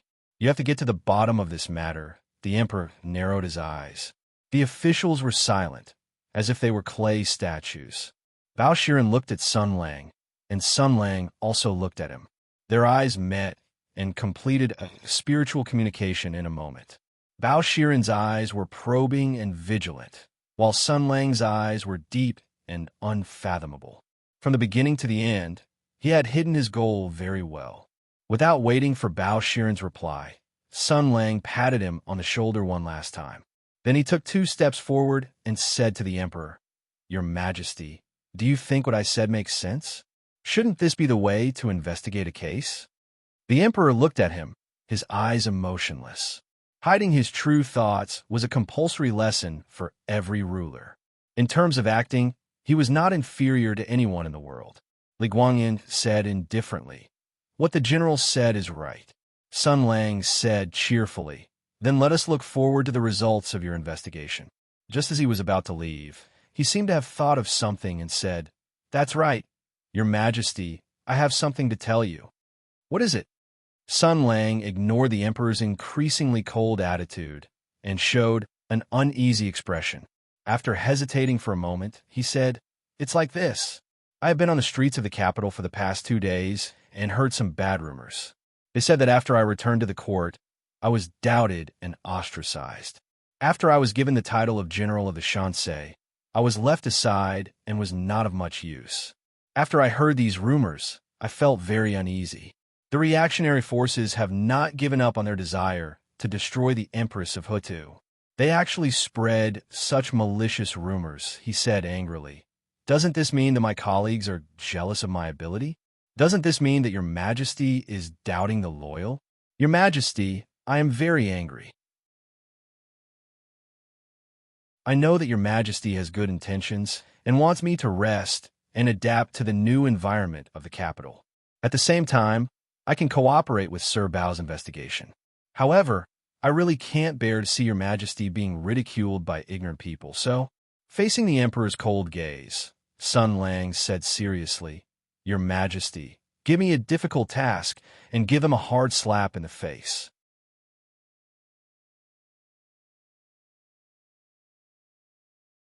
Chapter 969. The ministers in the imperial court were all well-read in history books and had been through hundreds of battles. In their political career, they had seen countless conflicts and even experienced many open and secret struggles. The nature of human beings was that of beasts. The lowly ones fought for petty benefits, while the superior ones fought for power and lust. It had always been like this since ancient times. It was like a curse that lingered around the entire race. Even at the most critical moment of the War of the Heavens' origin, the ministers in the court still had their own selfishness and schemes. The political stage of the Imperium had always been filled with dramas. Over the years, all kinds of people had been active in the Golden Palace in front of the Emperor. There were scheming and astute officials, scheming and ruthless officials, tough and capable officials, mediocre and mediocre officials, and daring traitors. There were many, many. Those people carried out their own schemes in the Golden Palace for interests and ambitions. Some succeeded and some failed. There was nothing new in the Imperial Palace. What happened every day was almost a repeat of the past. The place was like a miniature of everybody's desires. It carried infinite darkness and attracted all kinds of ambitious and dreamers. However, there were few people like Sun Lang, the Shinsei general. Yes, there were too few of them. Even with the decades of experience that the ministers in front of the palace had, they had never seen an important minister of the Imperium as unique as Sun Lang. Let's put it this way. The man was so unscrupulous and domineering that he was even grinning in the court and fighting in private, that he disregarded the rules of the court and did not care about the dignity of an important minister of the Imperium at all. Such a lawless guy had rarely been seen in the history of the Imperium in the past hundreds of years. However, what was most intriguing was that he had just played an embarrassing game of politics. Yes, it could not have been more embarrassing. It must be noted that although the Imperium did not have the word hype, the concept had been around for a long time. A similar word was called hype, which meant that the conspirators would seize the hidden benefits and achieve their own unspeakable purposes by making up some nonsense, such as the soldiers of the army, the stone man has only one eye, the rising king of Chu, the violet is the best in the world, and so on. After thousands of years of evolution, everybody was very familiar with such tricks. For example, if a highly respected and meritorious official was ostracized by the court officials and ignored by the emperor for some reason, he was unwilling to retire to the CPPCC and directly ask for power, but it would not look good on his face. What should he do? Hype. Spend money to buy a bunch of idle people to spread rumors about the injustice of the imperial court and the darkness of the officialdom. As a result, the heroes could not achieve their goals, and the meritorious ministers were only sad. In the long run, the Imperium would be doomed. When the hype was almost done, this important minister of the imperial court could instruct his henchmen to come forward and report that the public opinion was boiling, the allies were surprised, and everyone was saying that the Imperium was ignoring the meritorious ministers, making everyone lose face. Your Majesty, you have to follow the voice of the masses and give this minister an important task, which would also show that the Imperium's system was superior. Your Majesty, you know how to use people well. Wouldn't that be wonderful? Once this started, other political allies and temporary allies who had made deals with friends beforehand would swarm forward to review and then quarrel with the opposition on the spot. After winning the quarrel, they would take advantage of the situation and force the emperor into a corner. The martial arts hall would study and decide, and all parties would reach a consensus. Your Majesty, you would stamp your seal, and then it would be settled. This was a more standard way of playing and rhythm. The ministers had been in the political arena for a long time and knew this way of playing. That was why they felt very subtle and awkward at this time, because General Shin's approach was indeed awkward, because there were no henchmen, no script, no arrangements, and no allies. Wow, what the hell are you doing? 2 days ago, you stirred up trouble in the imperial capital and even personally smashed the venues of a few marquises. Many people also King saw with their own eyes that you pressed a few famous consecrators of the Chinwu Marquis family to the ground and beat them up. You made such a big fuss that everyone knows you're trying to hype things up. One look and we'll know what you're trying to do. That's why can't you be more careful? Can't you cover it up a little? Didn't you have a lot of fun with Android Ponji and the others before? Can't you let them come out and say what you just said? Why do you have to say it yourself? Please act more realistically. That's probably how it feels. General Shunsei, Sun Lang, instigated his subordinates to spread rumors and hype things up in the imperial capital. Then, he personally mentioned this matter in the imperial court, saying that your majesty has been very aggressive recently, saying that your majesty has no tolerance for others. I'm thinking that your majesty should smash their little faces. Why don't you just give me a super awesome job to do? It was too blatant, too straightforward, too undisguised, too crude, and too careless. Too arrogant. The mood of the officials was very subtle. They first glanced at General Shunsei. His back was so tall and straight, like the jade pillar that held up the sky and the golden beam that held up the sea. This powerful and tenacious man stood silently like this, giving most people a silent back. But many people could draw strength from this back and be encouraged by his emotions. That kind of spirit of caring for the country and the people and of looking up without shame infected everyone. It was as if the suggestion he had just made was completely selfless and completely for the benefit of the country. They glanced at the emperor again. They saw the emperor's face that was as cold as a mountain. The emperor's gaze was as bone-chilling as the ice floating on the ocean of the extreme north and emitted a coldness that made people feel cold all over. Then they understood that Sun Lang could do whatever he wanted. The emperor was indeed as disgusted as if he had eaten feces. It was indeed as Pongji had worried before. The emperor knew Sun Lang's movements like the back of his hand, but did not make a move and allowed the other party to build momentum. He did indeed have an ulterior motive. He had long decided on this plan. The selection of talents was the empire's grand martial ceremony that was held once every 3 years. For a powerful military country that had established itself through martial arts, its importance and political significance went without saying. To be able to control and lead the selection was not only a supreme honor, it also meant incalculable benefits and benefits. This was what every ambitious official of the empire dreamed of. Almost no one could refuse it. According to common sense, he would absolutely not take the initiative to throw this extremely plump piece of meat into Sun Lang's dog mouth. Not to mention taking the initiative to give it to him. Even if Sun Lang used all his means to get a share of it, he would absolutely not let him do as he wished. After all, Sun Lang was the greatest enemy that threatened the country. As the emperor, how could he allow him to increase his influence and power? Logically speaking, that was how it was. But the situation this time was out of the ordinary. Leading this year's military selection was no longer a supreme honor, but an extremely fatal trap. Especially for Sun Lang, it was even more so. The military selections would gather all the heroes in the world in the imperial capital. After the second round of examinations, 300 people would be selected. Their names would be inscribed on the golden roll, and their names would be announced by Wu Hua. From then on, they would have a meteoric rise. They would sell their martial arts to the imperial family and officially step into the officialdom. And what all the martial artists in the world flocked to the most was the imperial army. The top 3 in the court examination had been decided.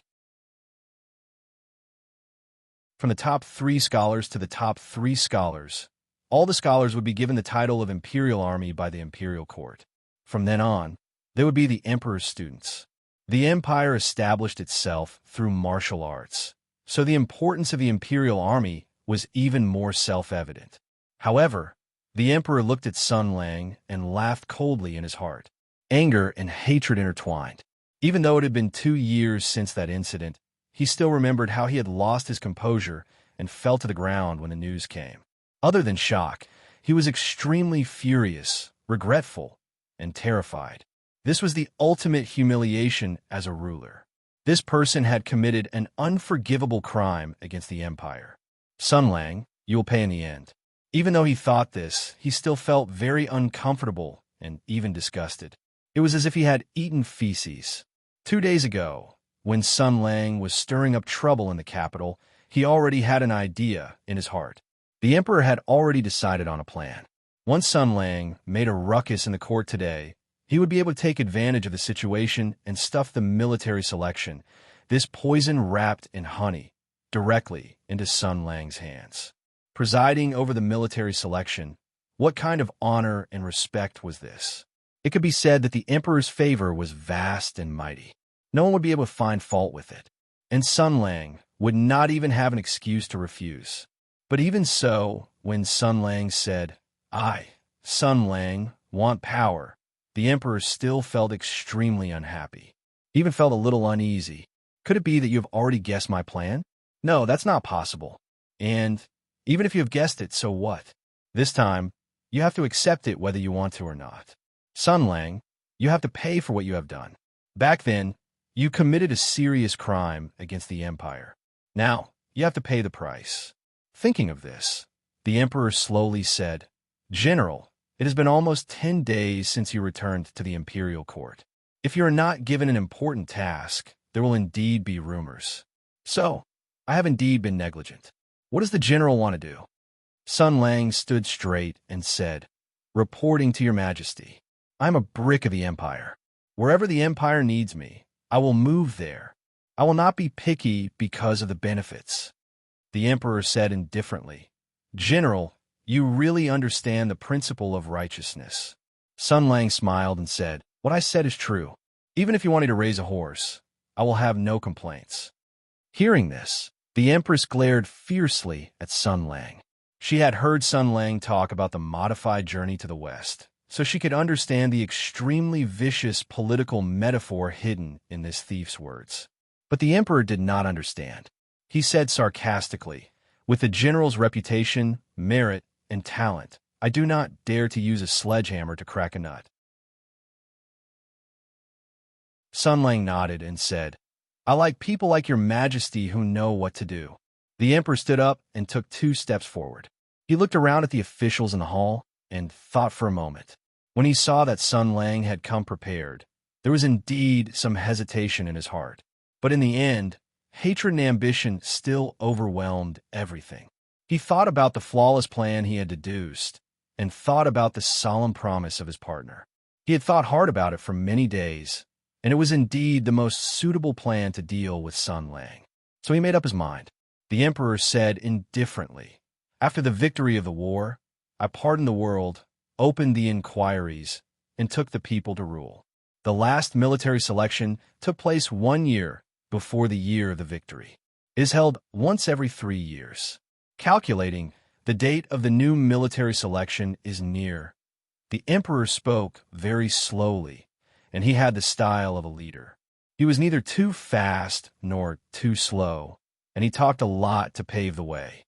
He never went straight to the point, but when he said this, many people's faces had changed drastically. One of the most important skills of an official was to observe people's words and expressions. Not only did they have to figure out the thoughts of their superiors, but they also had to figure out the thoughts of the big boss, the emperor. Moreover, the emperor's meaning was very obvious this time. He mentioned the military selection. That was enough. Many eyes were focused on Sun Lang. Some were surprised, some were happy, some were confused, but most of them were hostile. The significance of the military selection was too great, and the benefits it contained were too many. Leading a military selection could completely allow Sun Lang, an important official who had left the court for 2 years and missed the day of his triumphant return, to form an unusually tight network of relationships. This would make up for his unstable foundation in one fell swoop. It must be known that back then, Sun Lang was a peerless general whose achievements surpassed the 6 armies. Even though the empire had deliberately suppressed him in these 2 years, 2 years of time was really too short. It was so short that it was not enough for him to be completely forgotten. It was so short that a single military selection was enough for him to revive the illustrious reputation of the past. In the court where the political situation was stable and balanced, and where the interests had long been divided, A huge figure who had been missing for 2 years and had become powerful again was bound to steal the vested interests of others. Just this alone was enough to gain endless hostility and countless potential enemies. It was enough to immediately destroy the relatively friendly atmosphere that Sun Lang had purposely built after his return to the court and cause many people who had maintained a neutral position to take a hostile stance against him. Of course, many smart people sank into deep thought after being surprised. Was this the emperor's plan to drive a wedge between them? It was indeed a very effective method, but was it not too risky? Although the goal of driving a wedge between them had been achieved, the leadership of the military selection would be handed over to Sun Lang, giving him the perfect opportunity to make up for his foundation and grow stronger. In this deathly silence, the emperor continued, "The military selection this time is the first imperial examination after the Great War. The empire has ended the war, and the people have rested. We have moved from a time of war to a time of rest. Weapons have been stored away, and horses have been set free. The policy of the court has changed from total war to living with the people. Therefore, this examination is of great significance. The court is watching us, and the foreign countries are also watching us." The gaze of the emperor naturally fell on Sun Lang. He asked, "General Shunsei, Minister Sun, your talent is unparalleled, your achievements are illustrious, and you have sufficient prestige. Your abilities are known by the court and the people. You have done countless great deeds for the empire, and the Great War of Tianyuan was ended by your hands. I believe that in the first imperial examination after the victory, you will be the chief examiner." A strange smile appeared on the emperor's face. "I wonder, what do you think?" The gaze of the emperor and his subject met. Sun Lang's face was filled with an innocent smile. But before he could speak, someone shouted loudly, "This absolutely cannot be done. I object." Someone had already jumped out. At the same time, a series of clamorous noises could be heard. The emperor smiled proudly in his heart. "From now on, bite, Sun Lang. You should have a taste of what it is like to struggle. This is only the beginning."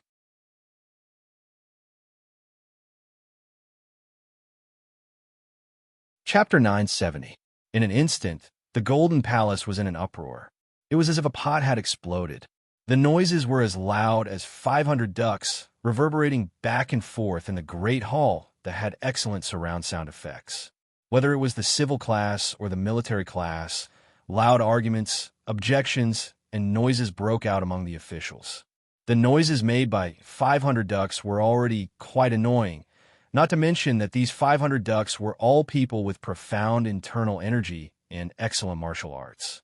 That lineup and that momentum were simply the world's top choir that was at the level of the empire. The originally calm and harmonious group of officials suddenly split up. Some of them formed groups of 3 to 5 to fiercely discuss. Some were divided into 2 groups. Some were waving their arms and spitting saliva everywhere to increase the persuasiveness of their own views, and some were beating their chests and stamping their feet, blushing and shouting sternly. This scene could be completely painted, and presumably it would become a famous painting that would be passed down through the ages. The name of the painting could be set as The Great Discussion on Expelling Che Wan from the Second Dimension. The situation became more and more chaotic. The eunuchs and the guards of the Golden Palace were responsible for maintaining order. The guards simultaneously slammed the heavy weapons in their hands on the ground, and the roar was like a yellow bell. The armed eunuchs raised the imperial army high, and the sharp aura danced wildly in the air. These civil servants of the imperial palace roared at the same time. Silence, silence, silence. However, although the empire had been built into an extremely efficient war machine in the decades of the Great War of Tianyuan, it also gave the generals great power. At this time, the Empress Hutu was in the balance of the strong monarch and the powerful officials. As a result, the majesty of the royal family was not so dominant in the universe. Although the eunuch's roar made most of the officials consciously shut their mouths, the magnates above the 3rd rank didn't care about it. They still continued to speak. After all, many people were really anxious. Needless to say, the royalists were needless to say, The civil officials were stamping their feet, and the people of Tensei province were also anxious. After all, the conflict between them and Sun Lang was almost irreconcilable. How could they smile and watch Sun Lang get a big pie out of nowhere and improve his strength? As a result, some people who had originally planned to watch the fire burn across the river became anxious. From this perspective, the emperor's plan to fan the flames was very successful, easily pushing Shansei to the heart of the struggle. As a result, many people would take the initiative to jump out and oppose Sun Lang. They were not willing to have another powerful competitor in court. Thinking of this, he slowly said, "Silence." The emperor's voice was infused with internal energy, and it was neither too fast nor too slow in everyone's ears. Thus, the third rank and above leaders also kept quiet. They could turn a deaf ear to the internal officials' calls, but they could not ignore the emperor's personal appearance. After all, the emperor wanted face. Ji Zun said indifferently, "Dear ministers, do you have any objections to this?" With a walla sound, the clamor started again. Not only were there objections, but the objections were simply too great. Immediately, a few figures flashed out, and with a plop they knelt on the ground. This subject is willing to risk his life to hear this. The military selection is an important matter for the country. It cannot be taken lightly. Your Majesty, please be careful. Your Majesty, please reconsider. Although Shinsei has outstanding military achievements, he lacks experience as an official. I'm afraid it will be difficult for him to take on such an important task. One after another, voices of opposition rang out fiercely. However, Sun Lang's resume was too beautiful. His military achievements were the best of the 6 armies, and his prestige and reputation were outstanding. No matter if it was qualifications, official position, or reputation, he was completely capable of presiding over the military selection. The opposition could not speak from his aspect, so they could only object from the aspect of age and experience. After all, Sun Lang was only in his 20s. In terms of age, among all the officials, he was the youngest generation. The oldest one could be his grandfather. The inherent understanding of young and inexperienced still existed. After all, he was still young. In addition, he had been away from the court for 2 years and had not formally participated in the political activities of the empire. In his 6 years of military service, he had been outside killing the Sky Demon. He had only been an official of the court for the past few days, so his administrative experience was definitely lacking. Your Majesty, if you want to ask General Shansei to lead a brigade of troops to attack the barbarians instead of me, this subject has no objections. After all, the general's martial arts are magnificent and his military strategy is strong. Throughout the Empress Dowager, there are few who can match him. Asking him to lead an expedition is the most appropriate choice. But how can war be compared to managing a government? The general is naturally very familiar with arranging troops and defeating the enemy. However, presiding over the military selection is a civil matter. The various yamens need to coordinate and dispatch. The officials of the 6 ministries need to be mobilized, and there are all kinds of miscellaneous matters, no matter how big or small, that must be taken care of. The general has no experience and is new here. He will be in a hurry and will most likely make mistakes. The military selection is an important matter for the country, and all the people of the world will pay attention to it. If there is even the slightest mistake, not only will the general's reputation be shaken, the reputation of the imperial court will also be damaged. This kind of argument was the mainstream point of view against Sun Lang presiding over the military selection. It could be said to be very rational, objective, and neutral. With this standard template, the opposition expressed their own opinions and waved flags and shouted battle cries. In short, General Shansei was good in every way, but he was too young and inexperienced. Presiding over the military selection required an experienced, virtuous, and respected old official. As for the general, he could learn from one first. In an instant, a storm broke out in the imperial court. The war of words and countless malicious hostility were aimed at General Shinsei. The emperor only threw out a piece of bone with more meat, and the greedy dogs bared their sharp claws and barked wildly at Sun Lang. As for the general of divine strategies, he was still calm and collected in the face of endless doubts and even attacks. Under the desperate persuasion and opposition of the loyal officials, under the gazes of the courtiers who wanted to watch a good show, he slowly reached his hand into his pocket and took out something. It was a notebook.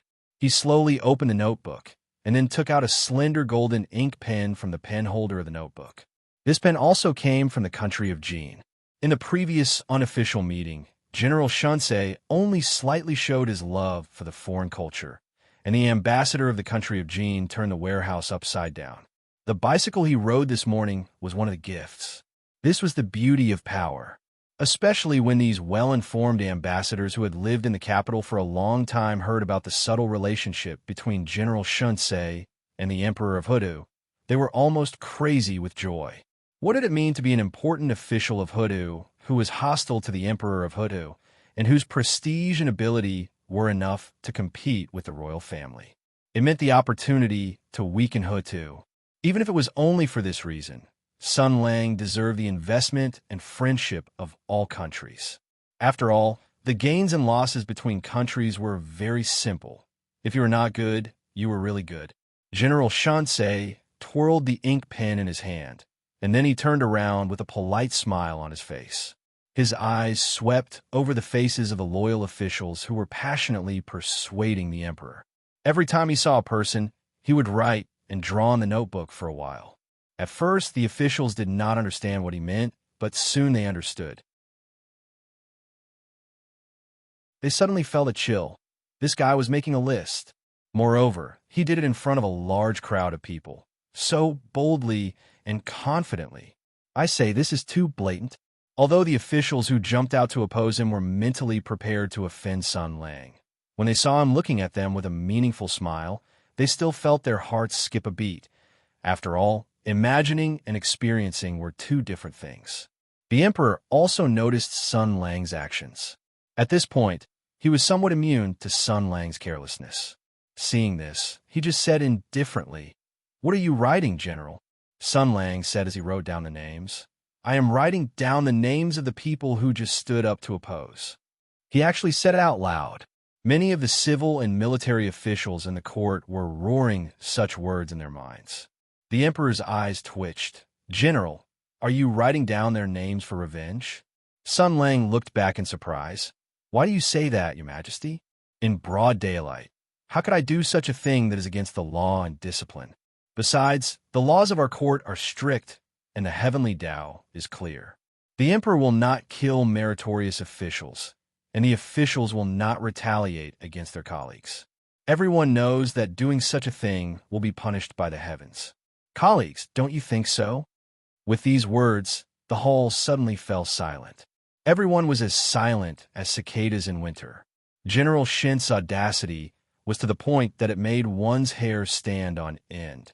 The emperor's face flashed with anger. He said coldly, "Then why are you writing down their names?" Sun Lang said with a matter-of-fact expression, "Think about it, Your Majesty. You are the emperor, the ruler of the world. If you want me to preside over the military examination, this is the emperor's will. Who would dare to oppose? And I am a Shinsei general. I have outstanding achievements and great prestige. If I were to be the chief examiner of this military examination, who would dare to oppose? But there are people who oppose. Even if Your Majesty's tyrannical power is here, even if my reputation is here, even if the risk of angering Your Majesty, even if the risk of my revenge being beaten 3 times a day, they still oppose. Only for the prosperity of the country, only for the long-term stability of the country.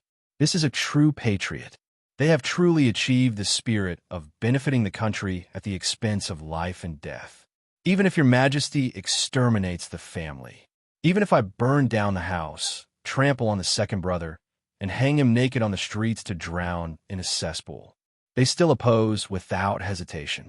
It is only because they have carefully studied it and feel that I am not suitable to be the chief examiner. They think of the big picture and suggest that Your Majesty find someone more qualified. What kind of spirit is this? This is a spirit of fearless loyalty. Thus, I have to write down their names. Such loyal officials are all pillars of the court and must be put in important positions. Sun Lang gazed at the court full of civil and military officials and said deeply, "Truly, even if I am doubted by everyone, even if I am denied by everyone, I am not angry at all. I will not retaliate against you all. I will not stop you in the middle of the night, put a sack over your head, and drag you into a small alley to beat you up. I will also not run into your bedroom in the middle of the night and throw the bed you and your concubine are sleeping on into the brothel. I will not step you into the latrine when you're taking a dump. I will not even joke with you all about such things, much less do anything more overboard. Not only am I not angry, but I am also somewhat happy. I'm happy that you've stepped forward today. You're good. You're the role models of officials who dare to speak up. We, as officials, must dare to speak up, dare to speak the truth, dare to speak up for this country, and dare to do something for the imperial court, right?" As soon as he finished speaking, Android nodded repeatedly with tears in his eyes and clapped vigorously. Pan Mei's eyes were red. Su Dingfang sniffled. Yin Song wiped his tears, and Kai Jing's expression was agitated. The applause grew louder and louder. More and more civil and military officials were moved by the general's speech. They were subdued by his demeanor and breadth of mind. Thunderous applause rang out in the court. "Thank you, thank you." Sun Lang nodded repeatedly with a modest and appropriate smile on his face. This was an absurd scene of magical realism. Due to the herd mentality, even the neutral passers-by joined in the applause. However, many people looked at the court historian standing in the corner of the Golden Palace with pity. The heavens had pity on them.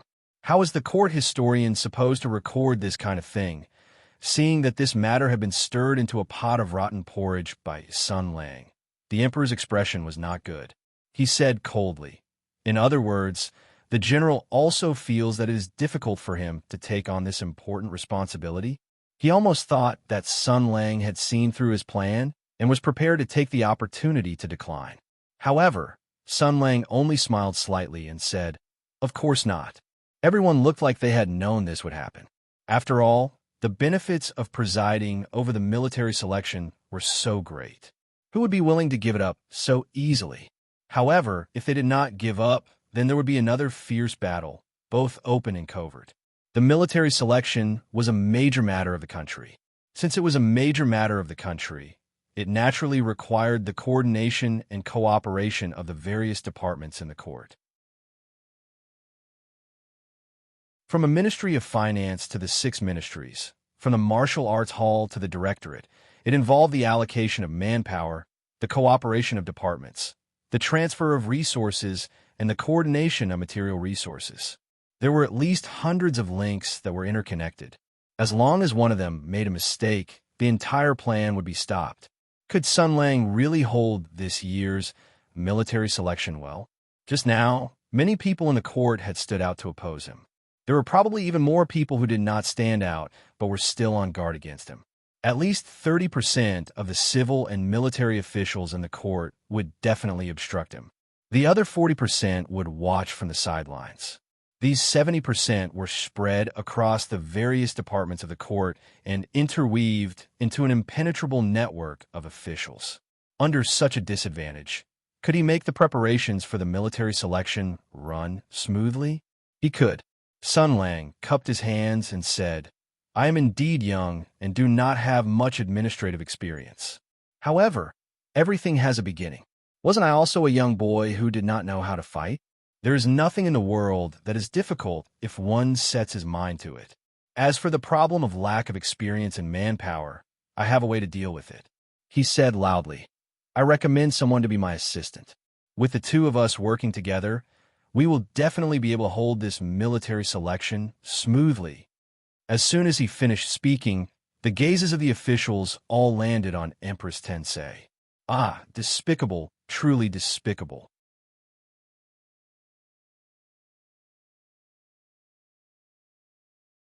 Chapter 971. As expected, General Shin's tone was full of enthusiasm. Not only that, but his eyes were also full of hot love. He said affectionately, Yes. It's her. It's her. It's her.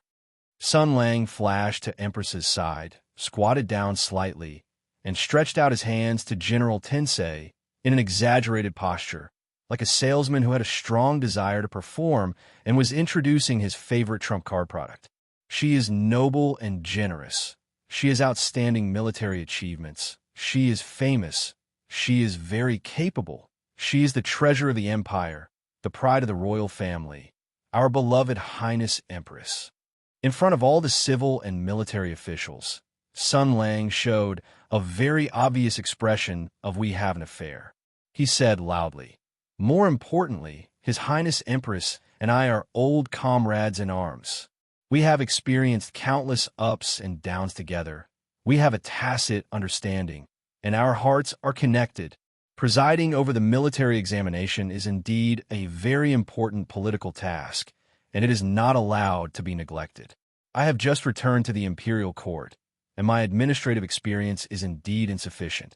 But with the assistance of His Highness Empress, I believe that this National Civil Servant Unified Examination will be successfully held."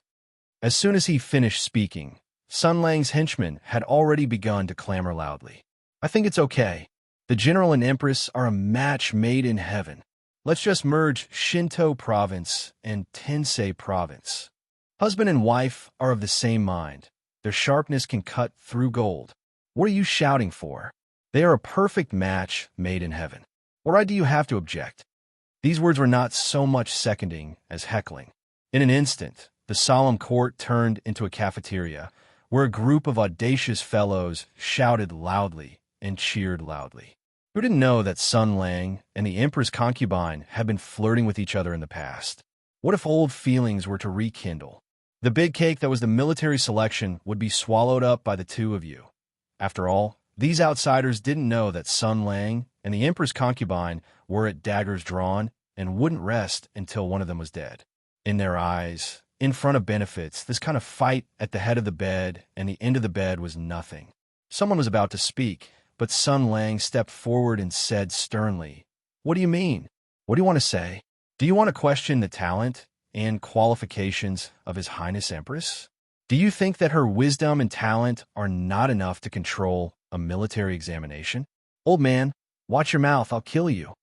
Previously, he was still concerned about the country and humbly accepting criticism. He welcomed those who opposed and questioned him with a smile. Now he had changed into a murderous hooligan. He looked as if he was protecting his wife and said, "I'll smash the dog head of whoever dares to question my wife." It really made people feel complicated. Empress's expression changed slightly. Just as she was about to speak, Sun Lang turned around like a husky, and his expression instantly became soft. He said in an extremely gentle tone, "Don't worry, I'll take care of everything. Don't talk, don't refute, and don't decline. I know you're doing this for my own good, but it doesn't matter. Let's fight side by side and face the storm together after a long time. I'll welcome you, my ass. Go and face it yourself." General Tensei was choked by Sun Lang, and her mind was spinning rapidly. Among all the civil and military officials in the court, she knew Sun Lang the best. Once this guy lost his face, he was really invincible. His ability to pester endlessly could stir up all the serious business into a paste. Therefore, at this moment, if she refuted or even turned hostile to Sun Lang, she would be entangled by this guy who didn't know what shame was. Fortunately, General Tensei was in a high position and had many talents under her command. She never fought alone. The civil and military officials of Tensei also couldn't sit still. Wei Zheng and the others were all smart people. How could they not see that Sun Lang was diverting the trouble? The emperor threw out the bait of the military examination and made Sun Lang the target of public criticism. Sun Lang forcibly dragged Her Highness Empress onto the war chariot. He could use Tensei Province to attract public criticism and turn the conflict back to the conflict between Shunsei and Tensei. Were there any benefits to presiding over the military examination? Yes, there were, and the benefits were huge. However, the problem was that Sun Lang dragged Tensei Province into this. How could he not have thought of this? Wei Zheng and the others recalled Sun Lang's previous actions, as well as Empress Concubine's strange behavior, and their hearts skipped a beat. They could foresee that even if the two generals were to preside over the martial selection together, Heavenly Policy Manor wouldn't be able to obtain any benefits from this matter. With Sun Lang's bold and unconstrained methods and shameless way of doing things, he would definitely have a way to swallow all the benefits into his stomach. He would definitely do so. Therefore, this was a losing deal. They definitely couldn't do it. Thinking of this, Wei Zheng immediately stood up. He was basically Tensei Province's spokesperson to the outside world. His task in the imperial court was to argue with his political opponents for the benefit of Tensei Province and Her Highness Empress. Today, it was time for the officials to use their lives. This is not appropriate, he said. We've been busy recently. General Tensei can't split himself and has insufficient energy. How can he multitask? General Shansei, please find someone else. Sun Lang looked sincere and said, It's okay. We have nothing to do in Shinto Province. If your Tensei Province is busy with military affairs, we can help share some of them. In exchange, please help with the military examination. This is called brothers helping each other. You don't have to thank me.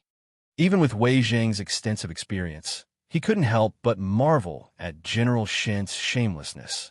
Mother of Asterisk, your Shinto province is just an empty shell. You don't have any power or position. You want to share some of it? You came to Tensei Province to poach people. You're really a genius. He bowed and said, I don't dare to trouble you, General. Sun Lang glared at him and said, Are you saying that I'm inexperienced and incompetent? If I don't handle your Tensei Province's military affairs well, I'll mess up your important matters? I'm afraid that you'll take away all our military affairs if you handle them too well. Wei Zheng roared in his heart, but he still forced a smile and said, I wouldn't dare. Sun Lang became angrier and said, Then what do you mean? Are you treating me as an outsider? Are you looking down on me? Yes. But Wei Zheng still forced a smile and said, How could I mean that? General, you're the backbone of the country. Who doesn't praise you? How could we dare to look down on you? It's just that. He slightly hooked his hand behind his back. Cheng Yaojin understood and immediately jumped out. They were old brothers who had fought in the Tianyuan War and had a deep understanding of fighting side by side. Therefore, Cheng Yaojia shouted, You're the Shinsei General, and His Highness is the Tensei General. Both of you are generals. Why should His Highness be your deputy? His words were crude, but his reasoning was not. In the eyes of the Tensei officials, being able to preside over the military selection was naturally a great thing. But doing it together with Sun Lang was more risky. The Tensei officials who were qualified to attend court had all been beaten up by Sun Lang that night. They were all traumatized by this violent fellow. Presiding over the military selection with him was the best portrayal of asking a tiger for its skin. Who knew what this lunatic who didn't play by the rules would do? The main objection was focused on this aspect. If they could kick Sun Lang out and let Tensei Province preside over the military selection alone, they would naturally agree. However, the inside story of this matter was much more complicated than they had imagined. At this moment, Empress finally spoke. She ignored Sun Lang and said, Father, I feel that this matter is not appropriate. Firstly, military affairs are busy, and secondly, it's not convenient. The Emperor nodded slowly. You're right. Although the military selection is important, there is no need for two generals to work together to handle it. My son is able to take care of the overall situation. I am very relieved. Thus, the officials all agreed. Everyone's thoughts were very simple. Sun Lang, you want to use Empress as a shield. What a good plan. It's best if Empress doesn't get involved. You can also scram to the side. Thus, the topic returned to its original point. The people rubbed their palms and prepared to further question Shin's administrative experience and commanding ability. They clearly knew that the military selection was a piece of meat thrown out by the Emperor, but they still bared their fangs to Sun Lang according to the Emperor's wishes. After all, benefits move people's hearts. The benefits of the military selection were too great. This was the emperor's power play, an open scheme of balance. However, at this moment, a voice filled with sadness and resentment sounded. Why? Everyone was shocked by this question. They focused their eyes, and as expected, the General of Divine Strategies was looking at Her Highness Empress Concubine's figure with a startled expression.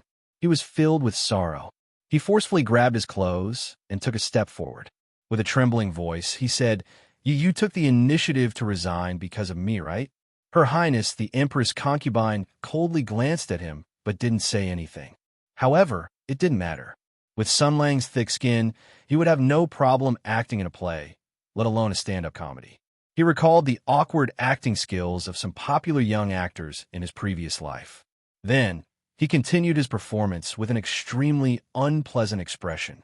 Since everyone knew it was fake, of course he had to do it as disgustingly as possible. Why do you have to act so realistically? He would not let go of any opportunity to attack his opponent. He said emotionally, You're always like this.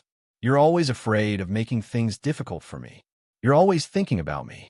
You always put me first. Just like just now, once you found that the situation was unfavorable to me, you immediately withdrew to avoid making things difficult for me. You've always been so good to me, and I'm very grateful. But why didn't you ask how I felt? The cold performance of the popular young actor became Ma Jingtao's suffocating acting. He said sadly, But I'm not a child anymore. Compared to you protecting me, I want to fight side by side with you more. You're so damn good at acting. The officials enjoyed this awkward performance while ridiculing in their hearts. What's going on now? They soon found out, because after Sun Lang emotionally poured out his heart, his face showed a determined expression. You've already given in to me many times. Today it's my turn to do something for you. He turned to the emperor and clasped his hands heavily. He said loudly, Your Majesty, I admit that I'm not talented enough to take on this heavy responsibility.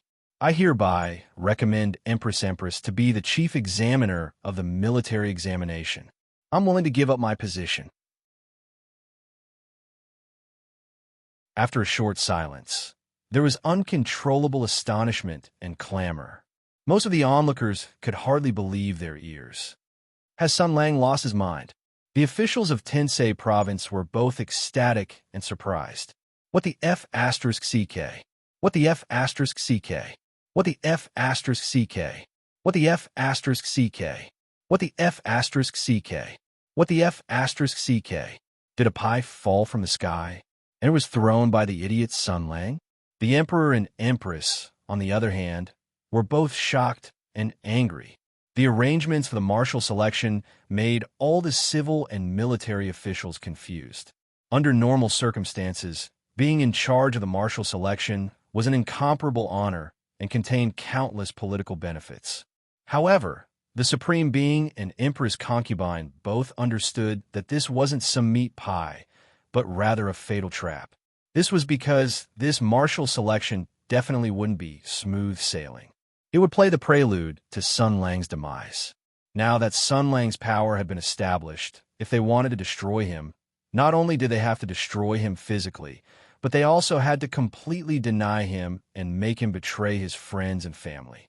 The former required a more meticulous killing plot and a more suitable opportunity, while the latter required patient calculations and exquisite arrangements. For example, this military examination. Now, Sun Lang had taken a big detour and kicked this trap onto Empress's head. So the father and daughter were immediately in a bad situation. They were shocked and angry, and even a little helpless. Has Sun Lang already guessed something? Empress immediately looked at the emperor for help. In this case, only the emperor's dignity could stop this farce. The emperor also shouted decisively, How dare you? Do you think you have a right to be picky when it comes to my orders? Don't be a little girl. Sun Lang shouted, Your Majesty, there are so many civil and military officials in the court. Why must I preside over the military examination? Is there anything particular about it? This question was like a black tiger digging out the heart, directly poking the emperor's heart. The emperor's eyes changed slightly, and he said angrily, You brat, I see that you have worked hard and made great contributions, So I will reward you and let you preside over the military examination to select talents and gain the world's attention. I will also let the other countries know that I, the Empress Dowager, will never treat a meritorious official poorly. How can you refuse to move forward? Sun Lang shouted. But as my colleague said, I am young and inexperienced. If I mess it up, won't I reject your Majesty's good intentions? Your Majesty, why don't you be a good person to the end and order General Tensei to assist me in this matter? I will be grateful for your Majesty's kindness and work hard as an official from now on. The Emperor said coldly, Tensei is busy with military affairs. I can help. Your Majesty, please do me a favor, Sun Lang said loudly. When we were in the Imperial Ancestral Temple, you also promised to create opportunities for me. At this moment, the Emperor only wanted to curse out loud. The plan was so beautiful, but unfortunately, the execution was so delicate. No matter how exquisite the plan was, when used on Sun Lang, it was bound to be twisted by this messy bastard. It was simply terrible. He stared fixedly at Sun Lang, wanting to see something from the other's eyes. Did this traitor notice something? In any case, the Emperor had realized one thing. This farce could not continue, because if Sun Lang continued to pester endlessly, many officials would notice the strangeness of this matter. Why did he insist on letting Sun Lang preside over the military examination? Why did he insist on not letting Empress participate in this matter?